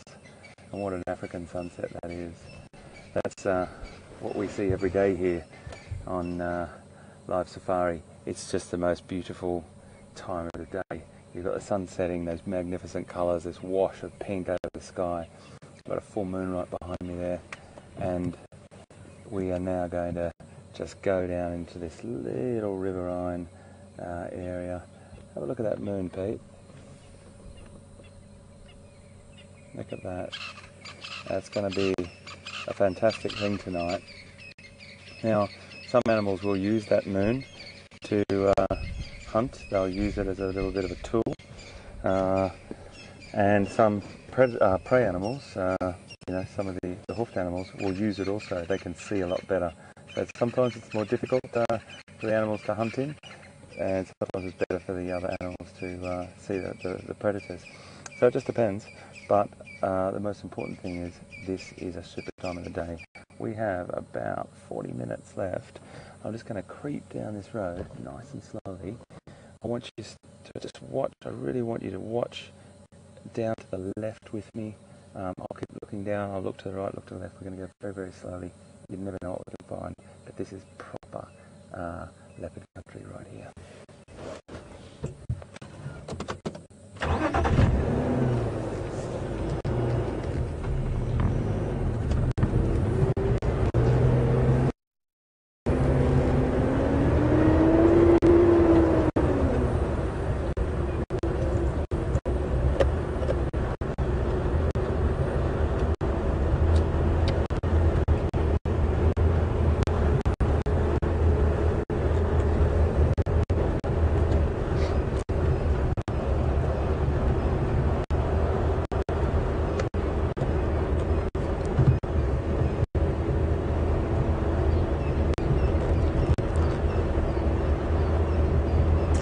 I've just put my lights on for the simple reason that my eyesight as a primate, I'm really good when it comes to diurnal, you know, seeing at daytime. As the light starts to drop, my vision isn't as fantastic as it is in the day, and I really want to just emphasise the area by washing this little bit of light over. You just never know what you can see, and it might just escape me in that sort of really dusky light that we're seeing right now. So it's just an idea just to pop these lights on. We've got these lovely soft lights also just that come out from the side of the vehicle that have been specifically designed for this, and it just gives a really nice wash over here. We'll just creep along here and see what we can find. I've also got a spotlight when it gets a little bit darker, as I said, for us to look around, but we'll bring that out in probably about 10 or 15 minutes. I really like driving at this time of night. It makes me feel like you're the only ones out here, and when you do come across something, it feels very, very special.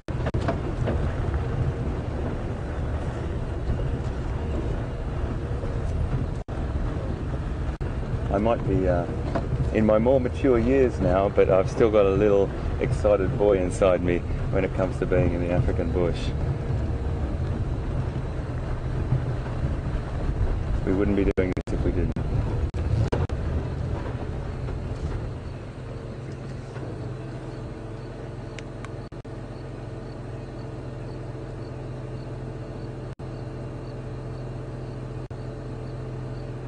Just thought I saw something through there.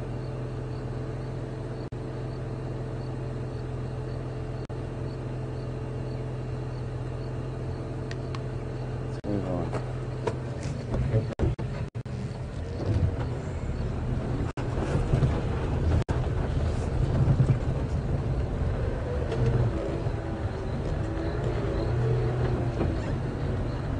So it's really just about slowly looking, and as I said, the animals here are so familiar and habituated, they don't find a car a threat, they find us as part of the scenery, really.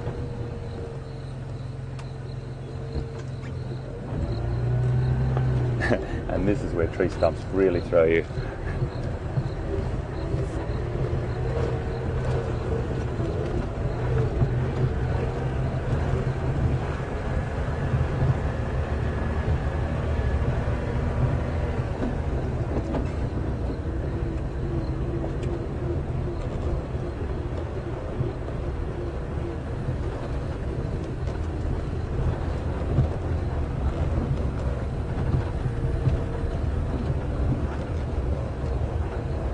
Coming to a fork in the road.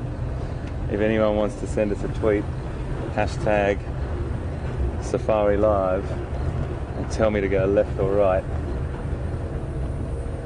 I'd love to hear from you.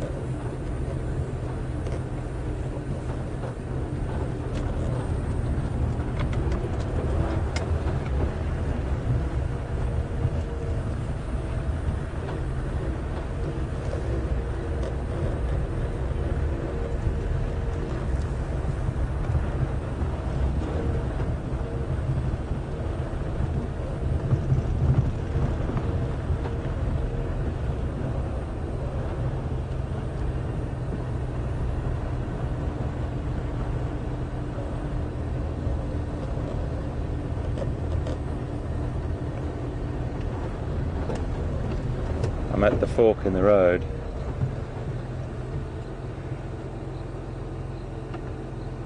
And Mary from, it's an email, Mary from London has just asked us to go to the left. Mary, thank you. Fantastic. This is great.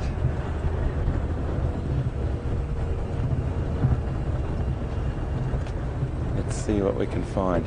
Mary, I'm just going to head down across to this little water point here. It's a little area that I know one of the leopards hangs out in now and again, but he normally only hangs there when it's really hot. So it's cooled down now. I doubt he's going to be there, but it's always good just to have a look. And then we'll head back down that road, Mary.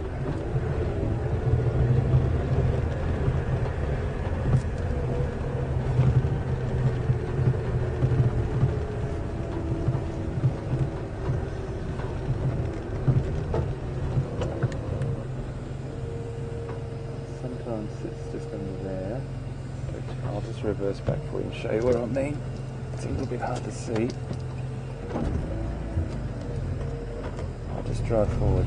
I'll show you. Sometimes we've got this beautiful leopard here I really love. His name's Quarantine. Actually, Pete's looking for him at the moment too, up there, but he sometimes sits under there in the hot of the day.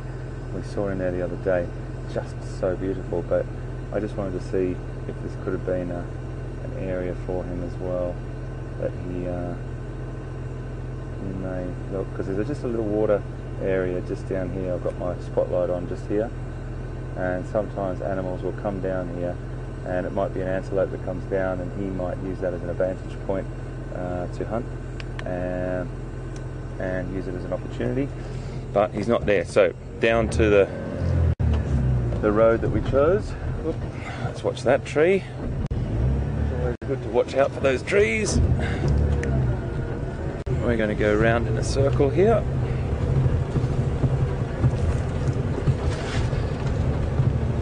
And head back down.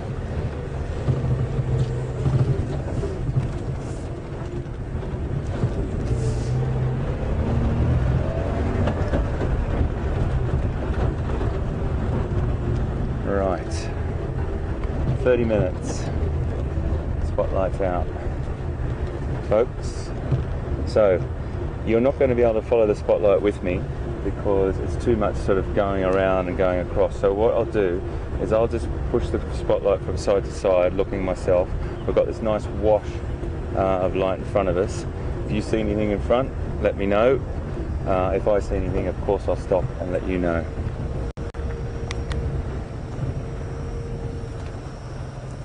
Occasionally when I stop, when we get to a nice open area, you can have a look with me, but I just don't want your eyes to be looking back and forth, side to side all the time.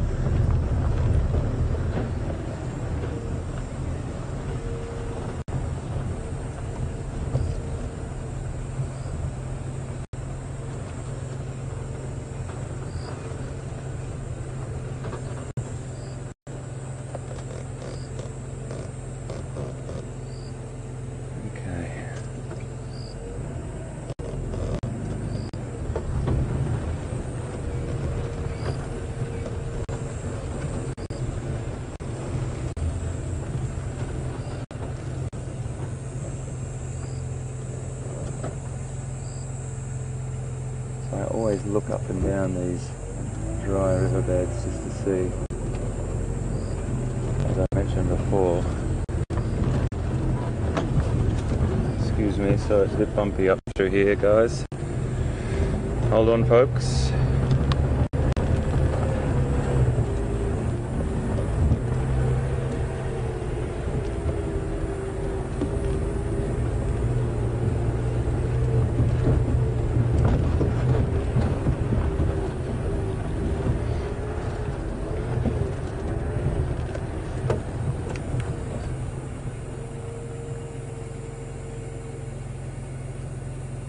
It's a really handy little spot like this.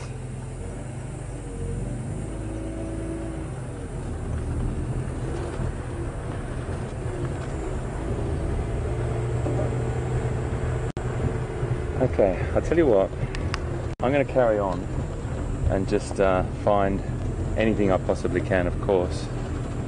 And I want you to know that I'll come straight back to you if we get leopard.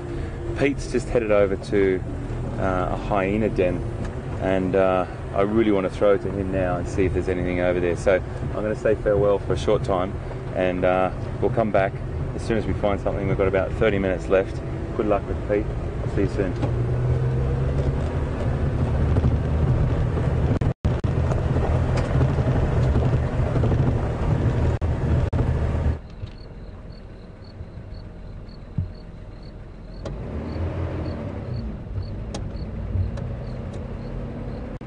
Well, the night has arrived.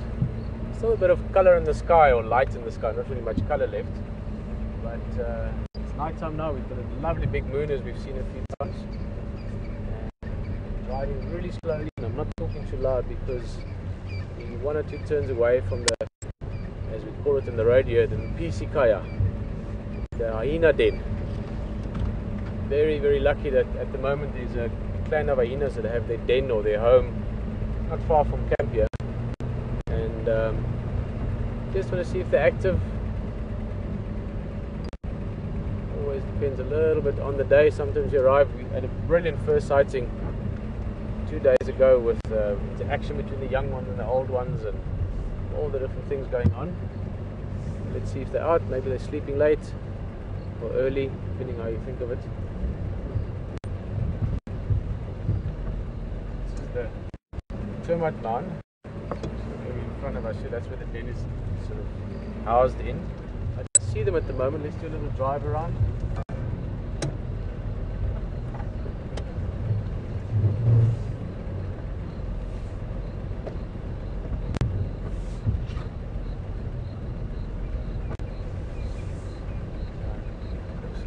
quite a quiet den.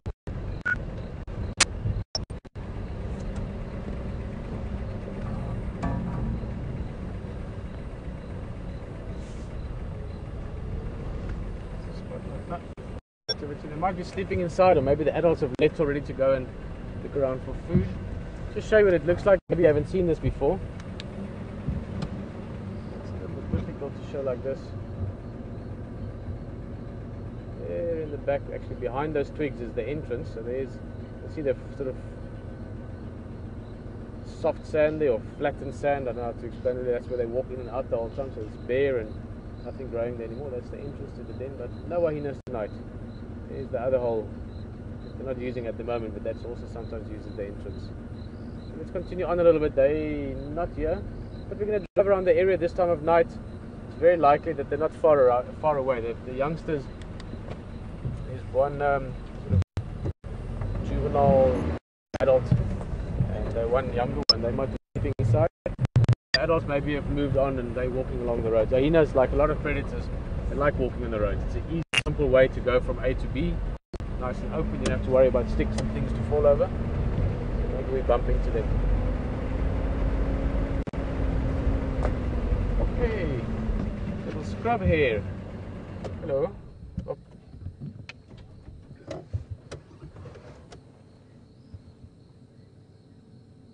Now this hare would be very happy with eating this sort of fresh new shoots. This area it also burned not so long ago, so almost immediately after a burn you normally get fresh or a new flush of grass coming out, and hares, in some way similar to rabbits, they like that juicy new food to eat. While we're talking about hares and rabbits, there's a number of differences between them. If you look at this guy, I don't know, what do we notice first? Probably the ears, I would think. Or the eyes. Oh, this one is having a little stretch. Very comfortable with us. Living so close to the hyena den, it would be seeing vehicles quite often, so that's why it's so relaxed. Normally scrub hares can be quite jumpy. But hares and rabbits, let's start actually with how they live differently, and then you will understand more why they look differently. Rabbits tend to live in warrens or in holes. They also tend to have their babies quite sort of undeveloped is maybe the wrong word. Artificial is actually the term for it. They're quite weak when they're born, so they have to keep them in their warrens and support them there. Hares like this guy, scrub hares, and you get some other species as well, they don't live in warrens, they don't live in holes. They just sleep under a little bush or in some thick grass cover. It's referred to as a form where they sleep. And they're also, very interesting, they have very different babies from rabbits. Fewer, but also precocial, or very, pre-developed. Something similar to a lot of your antelopes. So when a hare's little youngster or kitten is born, they can run and jump and do everything almost immediately. In terms of their physical features, rabbits have got little ears. They tend to be a little bit plumper, not quite as quick off the mark or as able to sort of twist and turn through the bushes when they run. Whereas your hares have got much larger ears, more athletic shapes. So they need to be more aware, they need to listen better because they don't have a warren to run back to. And of course they need to run faster as well. See, all the time, grabbing food and listening. Just look at those ears for a little bit.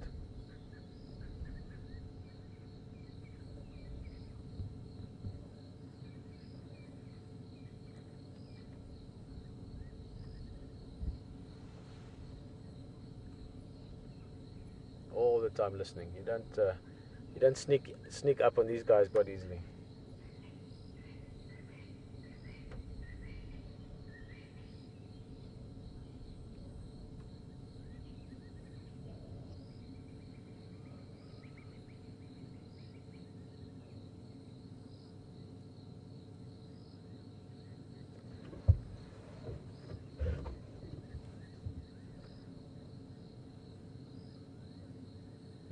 One of my favorite bush calls or bird calls in the distance, especially at night. They only call it night. One of the nightjars called a fiery-necked nightjar. Beautiful name as well.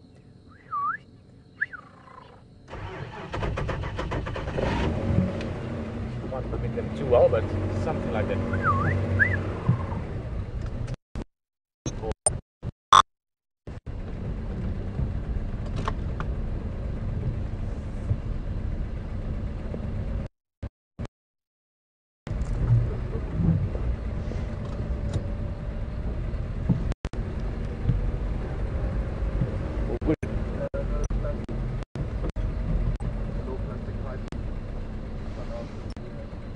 Yeah, I'll be right for a little bit. Fine.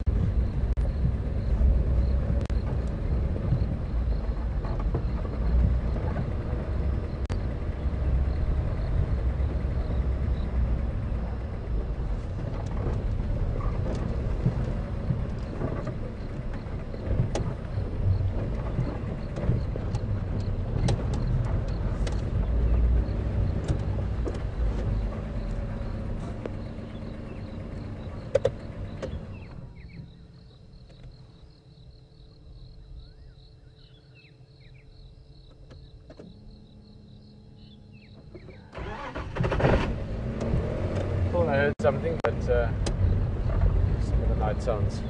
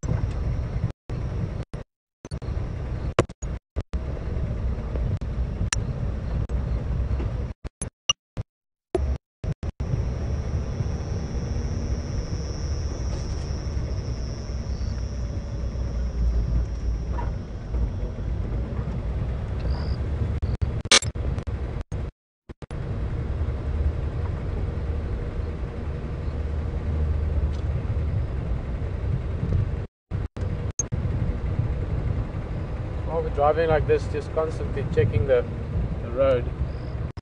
As I said, a lot of your nocturnal animals,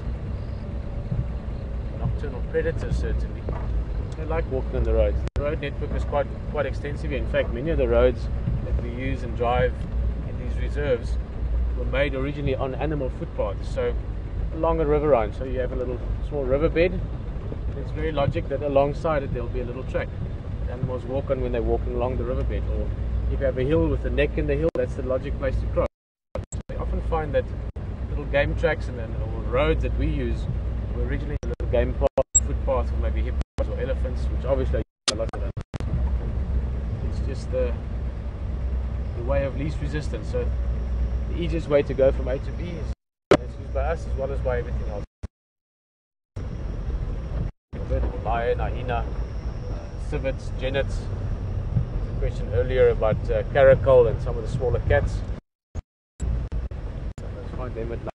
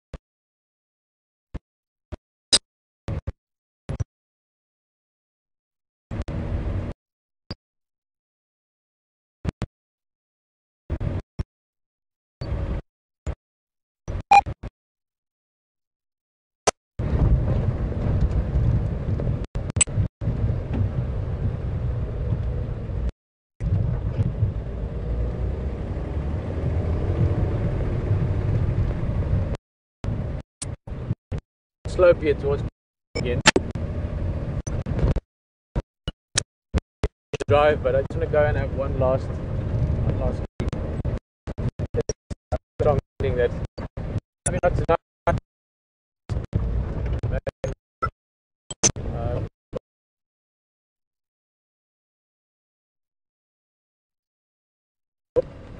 Yes, I'm seeing fresh.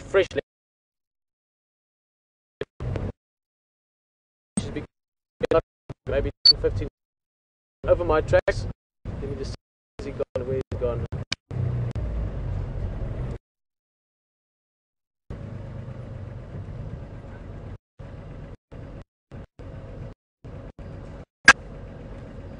Just double check it.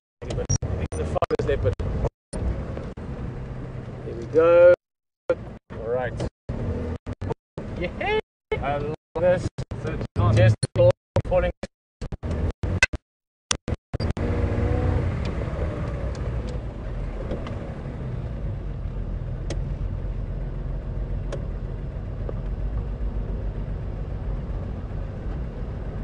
Game driver. vehicles. Well, I see there's probably Texan there from Wojtyla, not so far. Texan again.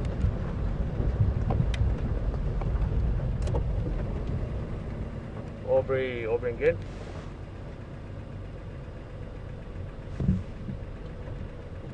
Ja, voor hier on quarantine. Okay, voor monthly fresh and conjo hier 6 for Ingaskaya quarantine area, heading up to quarantine.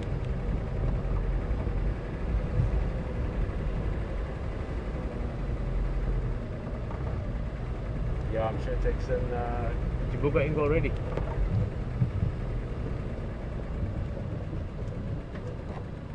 Okay, copy. For you coming up from Wojtyla Dam, or did you come from Philemon's Katlan?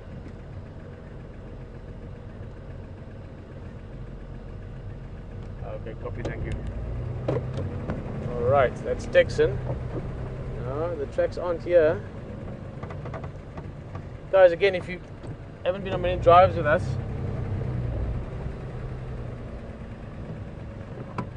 yeah, Luton Konzo this side, so I'm thinking close to Ingaskaya.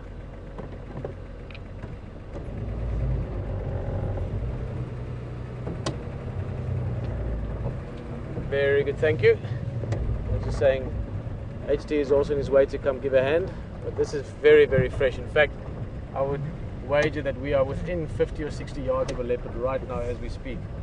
Tracks hasn't come out this side yet. Now we are very close to the lodge, so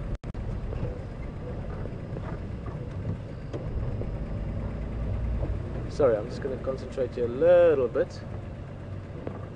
Just going to go past here. We just keep a look here to the right hand side, past the right shoulder area.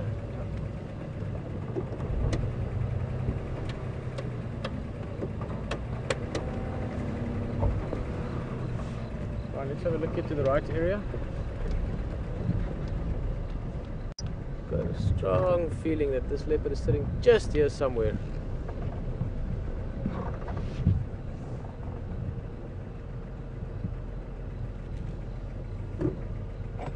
Copy that, yeah. But we might get this cat any second.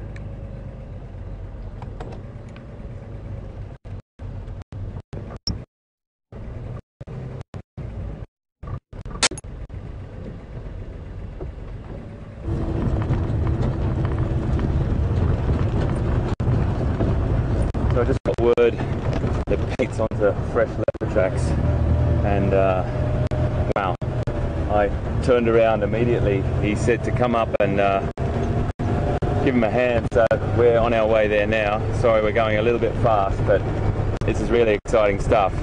The most important thing is that when you get that fresh spoor, the more sets of eyes that you've got there, the better.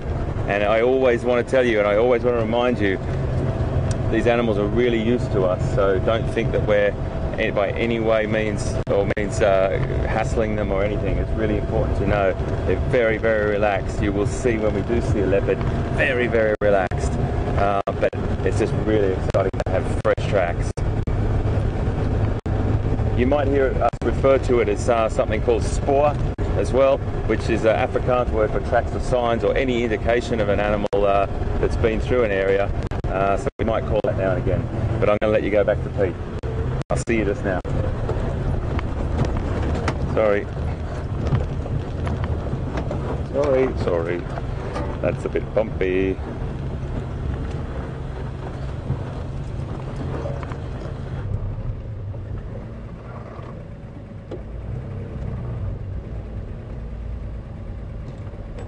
Yeah, definitely.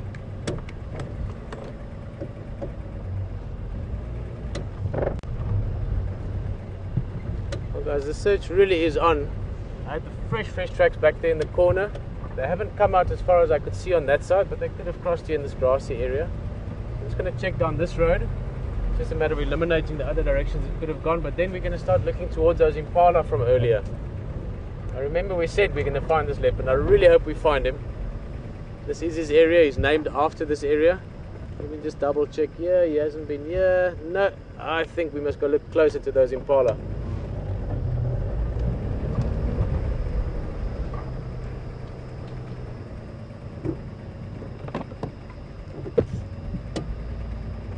HD again.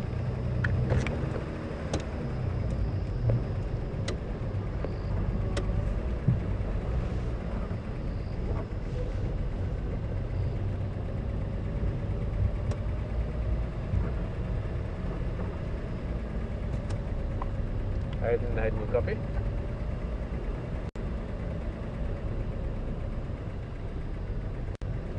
Let's see what tracks this side. Keep in mind the leopard lying flat, you can drive within inches of him and you won't see him.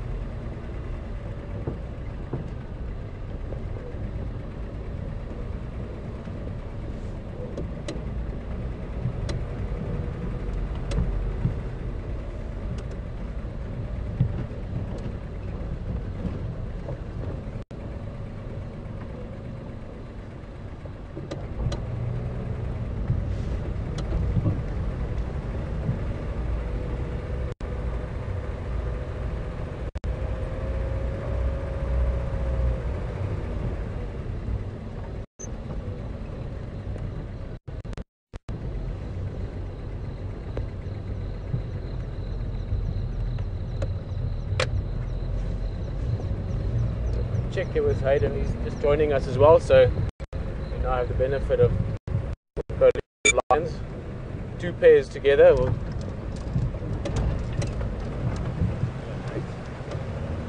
Howdy. Oh yeah. How's it going? Fresh sport, eh? Very, very fresh, on top of our tracks from earlier. Really? Yeah, and actually, I've checked every, I mean, the most logical feeling is that it's probably towards the Impala. But I had the tracks just coming up from Twin Dams Road, all the way close to Inga's house, and then at that turn off going to Inga's house, the tracks were right there, and he went off, and it doesn't come out anywhere this side. And I mean, these tracks are anything from 1 minute to 10, 15 minutes at the most old. He hasn't crossed anywhere here. Definitely not. I had a close look. So he's either still in that little patch of thicket there that I checked, or he could have crossed just somewhere in that sort of grassy section. Yeah. So maybe you guys want to just take a slow drive along towards the Impalas there. I want to go just around again just to have another check, and then I'm come around that side on the road through quarantine, and we look around that side and we take it from there. But this guy is close, and if we find him, I mean, it's literally, we could switch on the lights and he could be sitting there. That's how close he is. Let's have a look. Last chance, mate. See you now. Yo.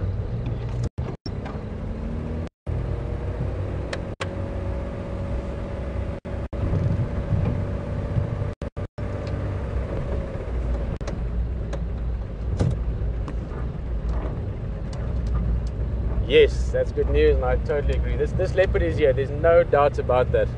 Now, you can never, ever guarantee a leopard. Even if you're looking at a leopard, you can't guarantee you're going to see it in a minute, because you can blink and it can be gone. But we're not going to end at 7. We're going to go on a little bit. Hayden's joined us as well, so we're both here. We're going to look for this leopard, and we're going to find him. I can come as close to as one can to guaranteeing it. It's also exciting because quarantine male, at the age he is now, very good chance that he might stick around here for a day or two, or better even. I saw him the other day. He was looking beautiful, but he hadn't eaten for a couple of days, so he's at that perfect stage for hunting again. So maybe tonight, maybe tomorrow, but I think we're going to be spending a bit of time with this leopard one way or another. But for now, we're not going to go. We're going to stick around, so stay with us. We could find the leopard literally any second now. Just be awake enough. I walked here, so I understand there's a little bit of clump of really thick bush back where I saw the last tracks. There you go. But it's either in there, in which case we'll go back in a second or two again. Well, maybe not a second, but a minute or two. Or he's crossed. There's one area that he could have crossed. We wouldn't have seen the tracks, but there's quite a lot of grass. And if he's crossed, he hasn't come out on the road here as well. If his tracks are on the road, I'd see them. So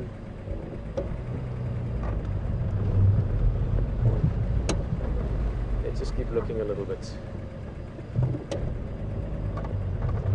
presume it's quarantine. I mean, it could be another leopard. It could be Kanyeni, his brother. It's at that age now where their tracks are only marginally bigger than Karula's one. It could even be Karula. That would be amazing. I mean, you'd like to see me jumping out of this chair if it's Karula. But I think it's the young male's track. Again, I'm just sharpening up. At the moment, I'm sharpening up on a lot of things. For instance, my Shanganigan or the Tonga language and my tracking. I've always loved tracking, so it's something I really enjoy. But it takes a little while before you can start telling individual leopards again. You know, you can say, oh, this is Karula, that's this, or this. But I would go for quarantine. There's a few eyes in the distance. It looks like impalas.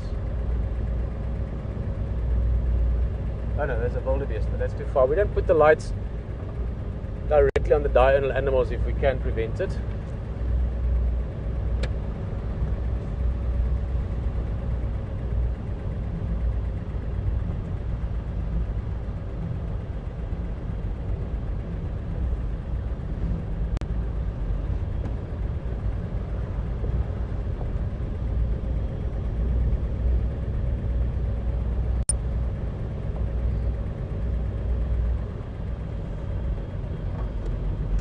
HT again, we've just done a loop.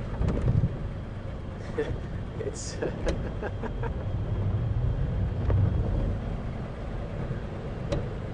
couple of wildebeest down there. It's a wildebeest. There's a herd of about 7 or 8 of them down there. Yeah. And I'm sorry I had those lights on, mate. I didn't want to switch them off after that. No, it's fine. I felt like a scrub here earlier in the road that I saw. Sorry, no, must have been flaring on your lid. It was destroying my eyes. It was, mate. I'm so sorry. I thought about it. As people, I didn't want to go looking around it. What part of the night drive? Let's just actually see. We're going to have to play a little bit of how we can put lights or not. How's that? Is that bothering you? Is that comfortable?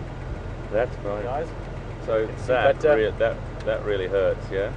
It hurts you? Yeah, that's fine at that the age. lens? But we'll get to know the flaring, no, that's not the lens. Okay, because that's sort of what it was. But I would know you a little bit that way. Was I? Sorry, we're man. talking to lorries like this at night. But it's great to think, H, we both of us have driven now, and I can 90%, 99% guarantee that we've both been within 20 yards of a leopard already. That's how close we've been to. So let's just do this loop again. Let's do it again. Let's just do this a few times. Yeah. Because my strongest feeling just looking at these tracks now is that he's in that, just past where I saw you, but like a few minutes ago, in that block just behind. So we're probably going to find him in that area because he's sitting there. It's gotten dark now. I mean, the moon's out, but he knows there's impala. His tracks were close to the light this morning. So let's just do this loop once or twice, and we have a very careful look, and we're gonna find this guy. Sure. All right. See you again in a few minutes. Okay, mate.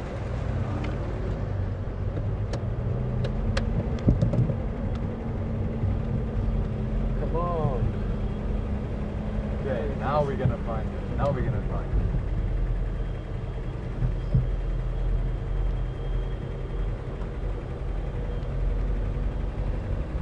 Big herd of impala off to our left. We're not going to bother them now.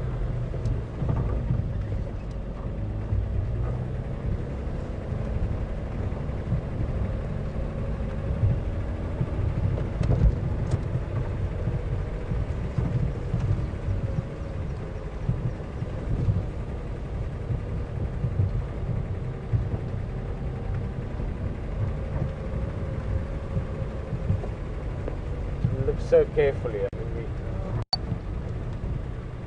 we're not looking for an elephant here. We're looking for probably the master of camouflage. Especially at night. Oh yeah.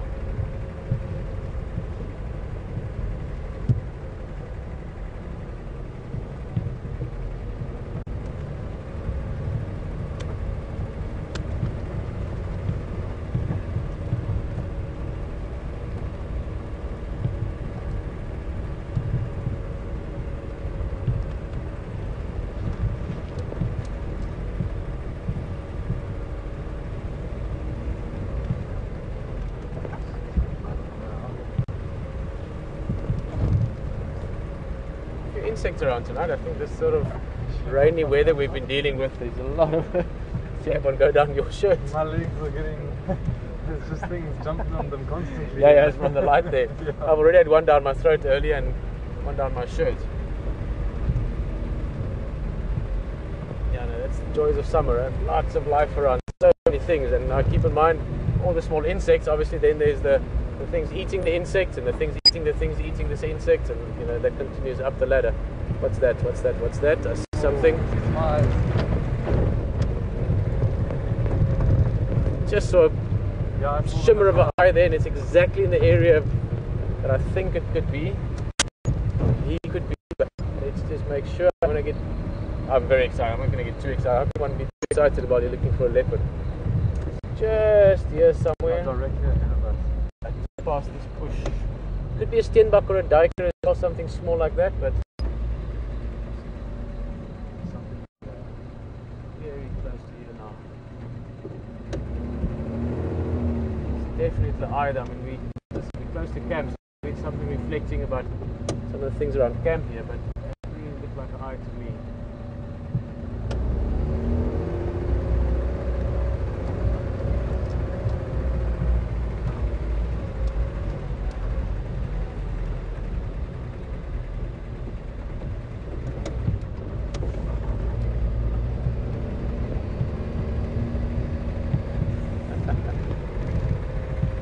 This is Kanyeni, the brother. I don't know that leopard at all. I've never seen him yet.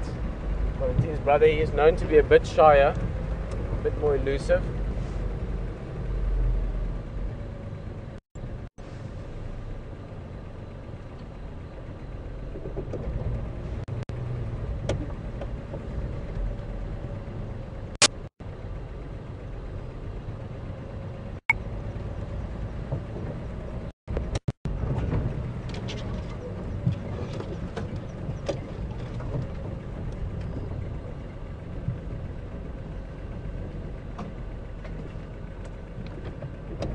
Bugs are dive bombing, huh? Spot that in the hand and get them flying right at you. Kamikaze bugs.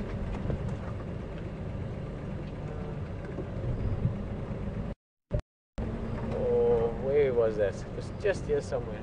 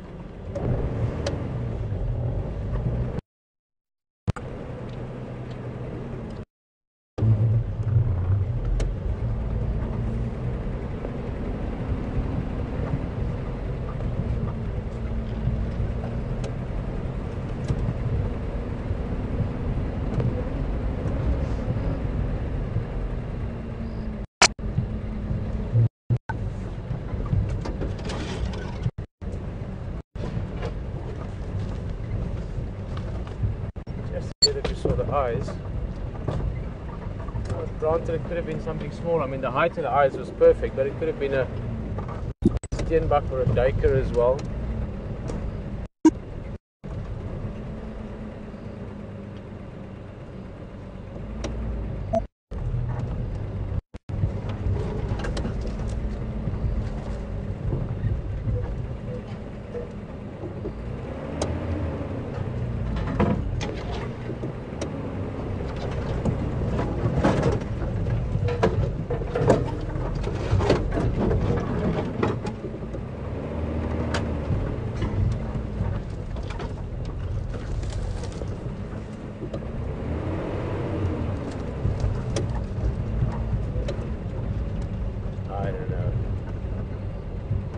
That area thoroughly now, but so either maybe it was a little steenbok or duiker that's maybe try one more loop around.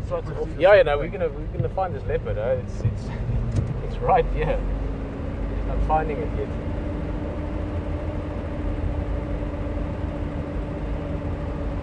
We're gonna find it almost certainly.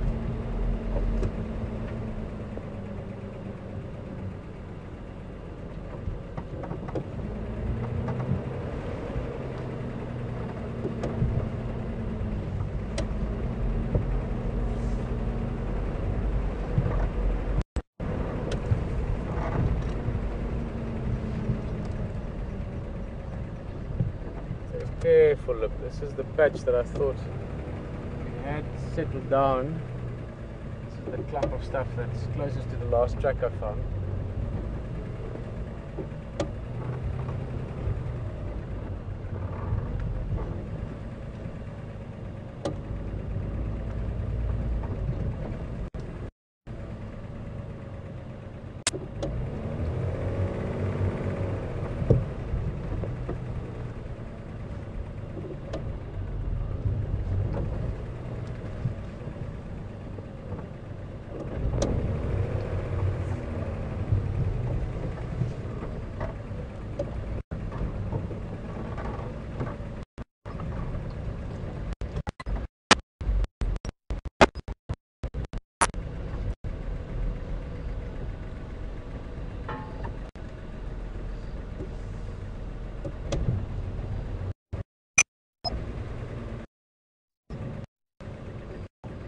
It's one of the things we used to always laugh about as guides. Always say how great it is at these. These animals are so habituated that they're so used to us. The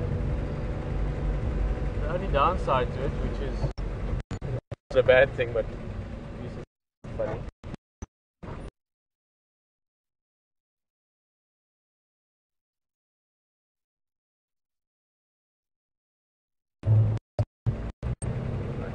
Last round the books were there.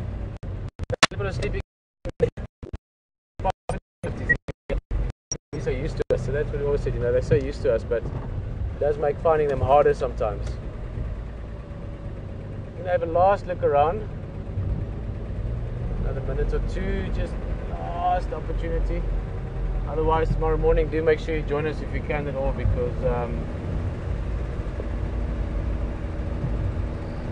I'll be around tomorrow.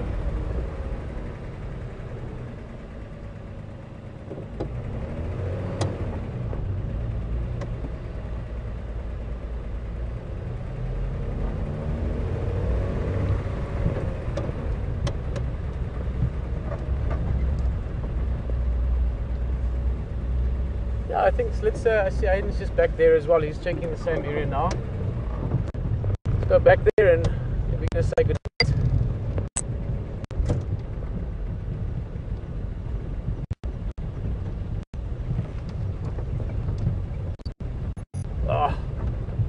Bug me if I don't see this cat tonight.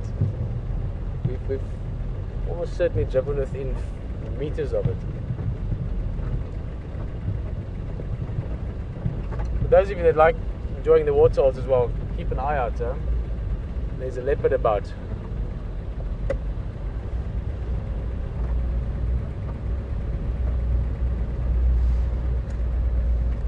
This light over there. See how that works.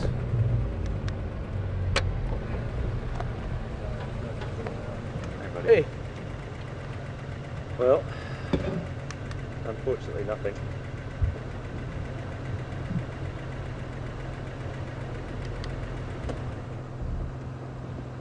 But always worth a look, mate. Yeah, well,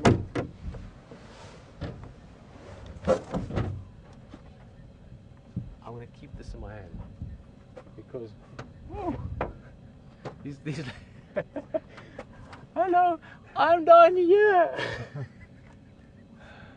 Guys, these vehicles are so great. They've really been lifted off for what we're going to do. But we're going to say goodnight.